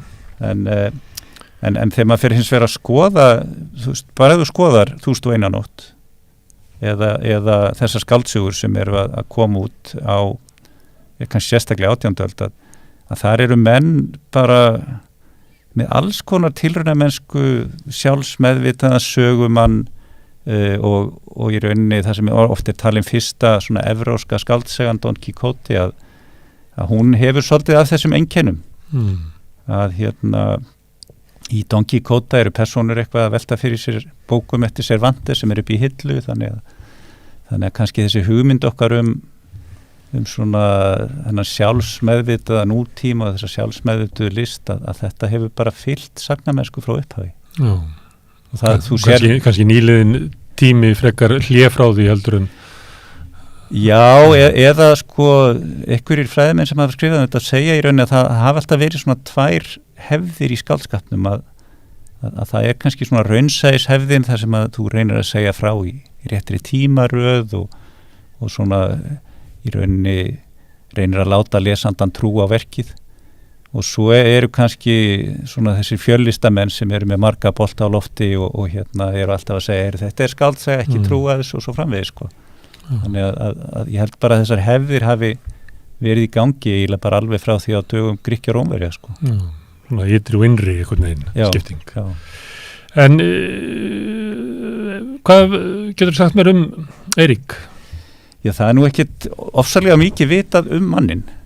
Hann fer til náms til Danmörkur og verður þar hlutirindar af merkilegu leynifélagi sem kallaði Sekta, voru svona íslenski stúdentar en það kannski segir svona sína sögum hann að hann var rekinn úr félaginu held ég bara mjög stutt eftir hann var komin inn í það og menn tala mjög mikið að hann hafi verið svona sérvitur og svo hann sko hann eiginlega svona hættir í námi tiltölulega fljótlega og komin í danska herinn og hérna og svo svona einhverjum árum setna komin til Íslands en það ekkert vitað mikið líf hans en það mjög fínn eftirmáli hérna eftir hann Þorstein Antonsson þar sem hann í rauninni tekur saman allt sem vitað og það segir svona í prestatölum og rithöfundatölum að það kannski segir svolítið mannin, það segir hérna í prestatali Jóns Konráðssonar víðilesin maður, gæfulítill í rithöfundatali sem að Hallgrímur Jónsson skrifar þá talaði hann sé auðnulítill amlóði og sérvitringur og Sighvatur Borgfirðingur segir hann var vel gáfaður og fjöllesin en auðnulítill fyrir mannasjónum sérvitur mjög og undarlegur ólægin þóttan til vinnu þannig að sko skarpgreindur maður sem að fittaði ekki inn í samfélagið nei og hérna og virðist nú sko Maríanna hún tengi nú sumt í æfans við Ólaf Þórhallarsson sem að svona kannski ekki maður með athyglisbrest en allavega þegar kemur ástarmálum þá hann með athyglisbrest það bara hún finnst hann bara hver einasta kona sem hann sér bara svo fegursta sem hann hefur séð og svo framvegis sko og við fáum yfirleitt að vita eftir á að það ykkur álög í gangi, ykkur vond stjúpmóður eða eitthvað slíkt en svo svolítið merkildi í lokin þá hins vegar svona ein af loka skilabóðunum bara að hann sé dómgrindarlaus og trúi rógi illra manna og beri törverð ábyrgð á sinni eigin ógæfu en það ágætur formáli sem að Guðbrandur Vigfússon skrifar að hérna, þjóðsagnarsafni Jóns Árnasonar og hann fjallar aðeins Eirík og það svolítið lýsing sem mér hefur orðið svolítið hugstað að hann lýsir í þannig að Eiríkur hafi í rauninni verið svona hálfgerður flakkari þegar hann komin aftur í Íslands og hann hafi eiginlega bæði verið að safna sögum og miðla þessum sögum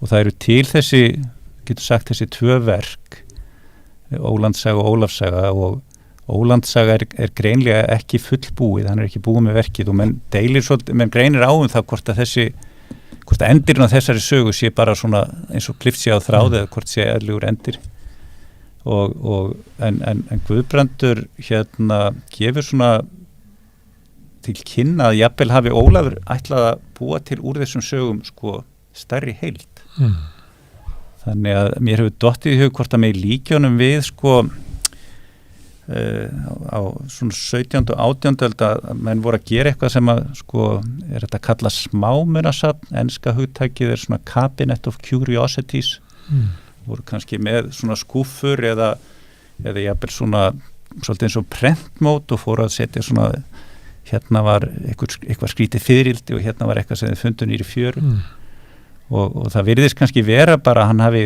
svona dreigið þessar sögur að sér og verið að reyna að koma þeim fyrir í einhverju formi Það kemur heimsmynd út úr því ef við drögum saman svona það sem sérstakt í heiminum. Já. Frekar heldur en því almenna. Það svona leiðilega sýn á heiminn. Það almenna sem heimurinn.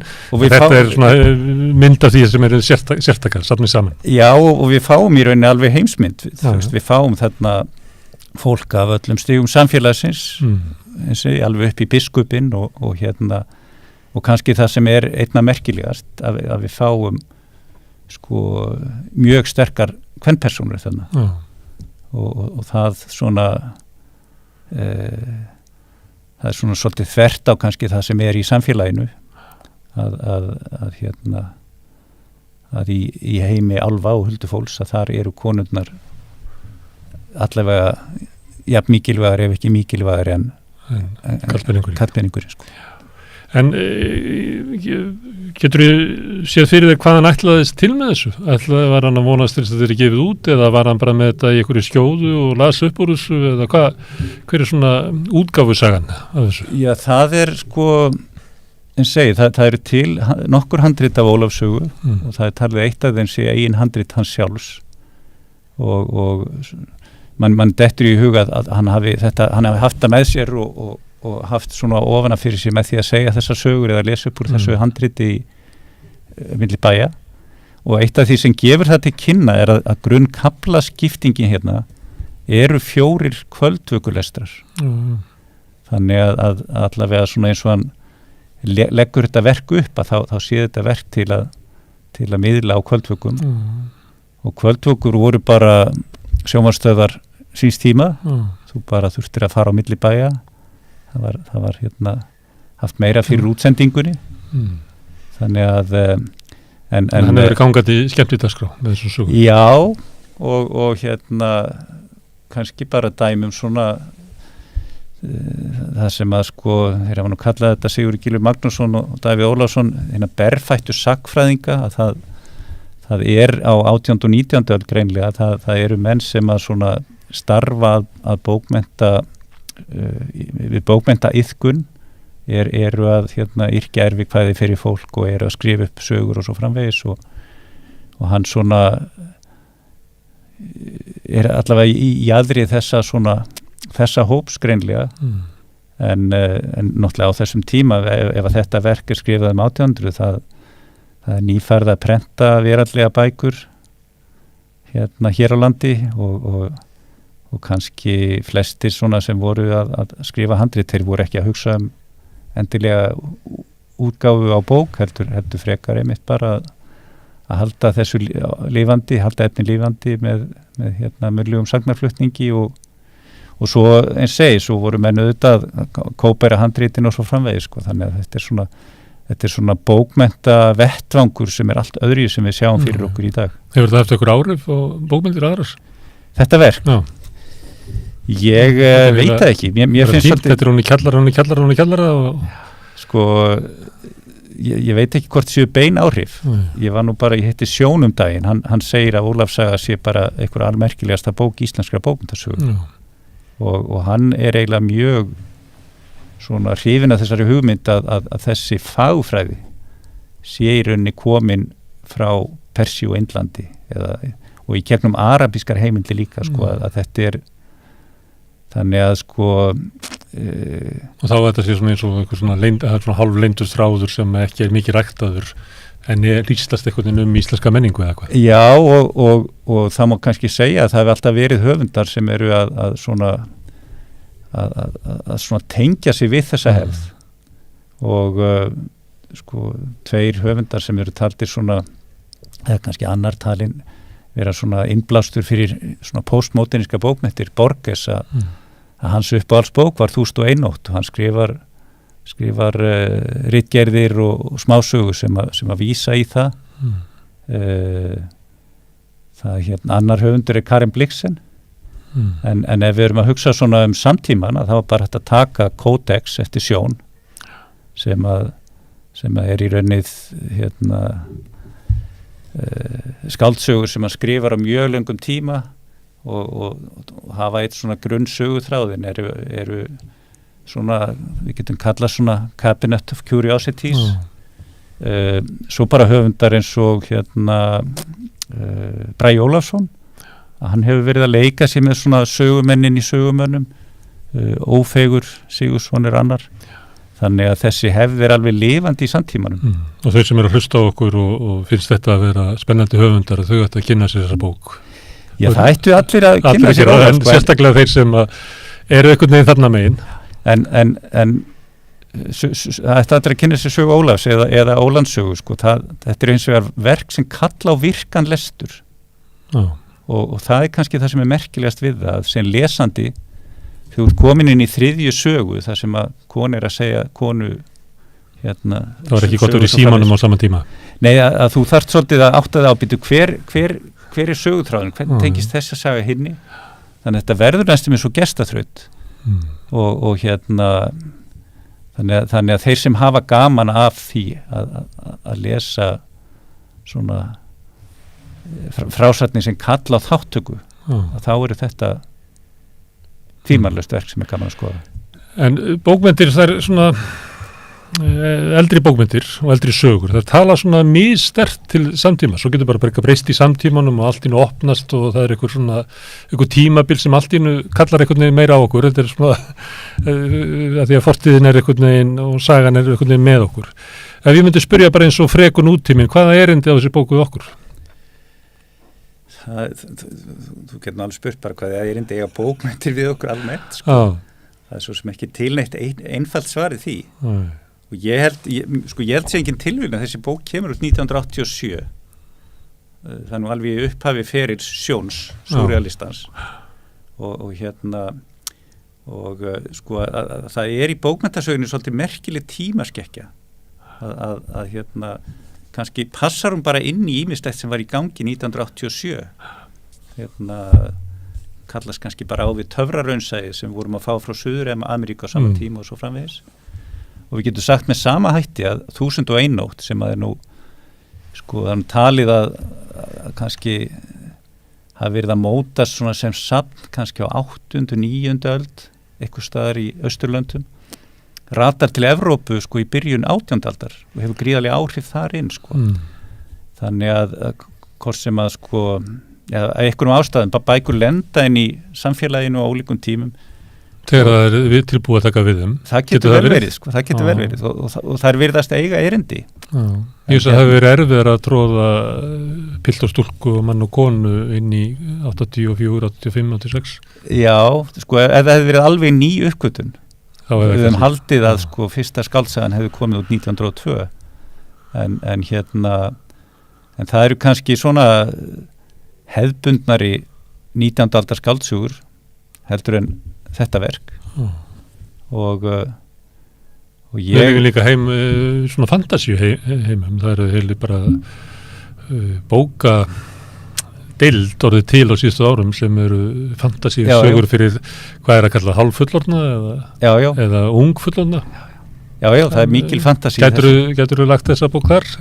Alveg hygglus og það er ýmislegt sem gerist sem að stendst ekki hérna svona hugmynd okkar raunveruleikann, sko, að fólk breytist í dýr og svo framvegis, sko, þannig að það er allt litróið í þessu verki og kannski ástæðan fyrir því ég hef haft áhuga á því, ég botna svo illa í því.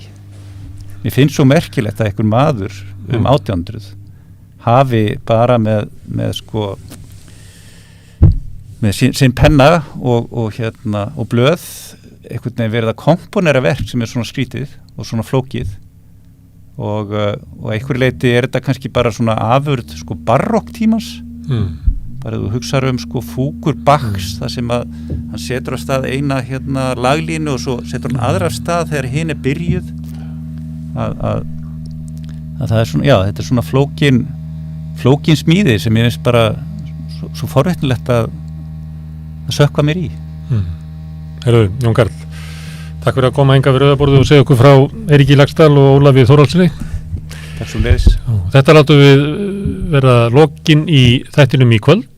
Ég hvet alla sem að vilja hjálpa okkur að byggja upp samstöðuna að hjálpa okkur við að byggja upp dreifikerfi. Það er gert með því að læka síðurnar á Facebook og YouTube Þið getur líka dreift efni úr samstöðunni, það hjálpa okkur að byggja upp dreifinguna. Því sem að vilja hjálpa okkur við að styrkja samstöðuna getur gengið í alþýðufélagið, en alþýðufélagið á samstöðuna og þar með allir félagar í alþýðufélaginu. Félagsgjöld í alþýðufélaginu eru ígildi áskriftar að samstöðunni 2.000 krónur á mánuði. En ég þakka öllu gestum minni kærlega fyrir ykkur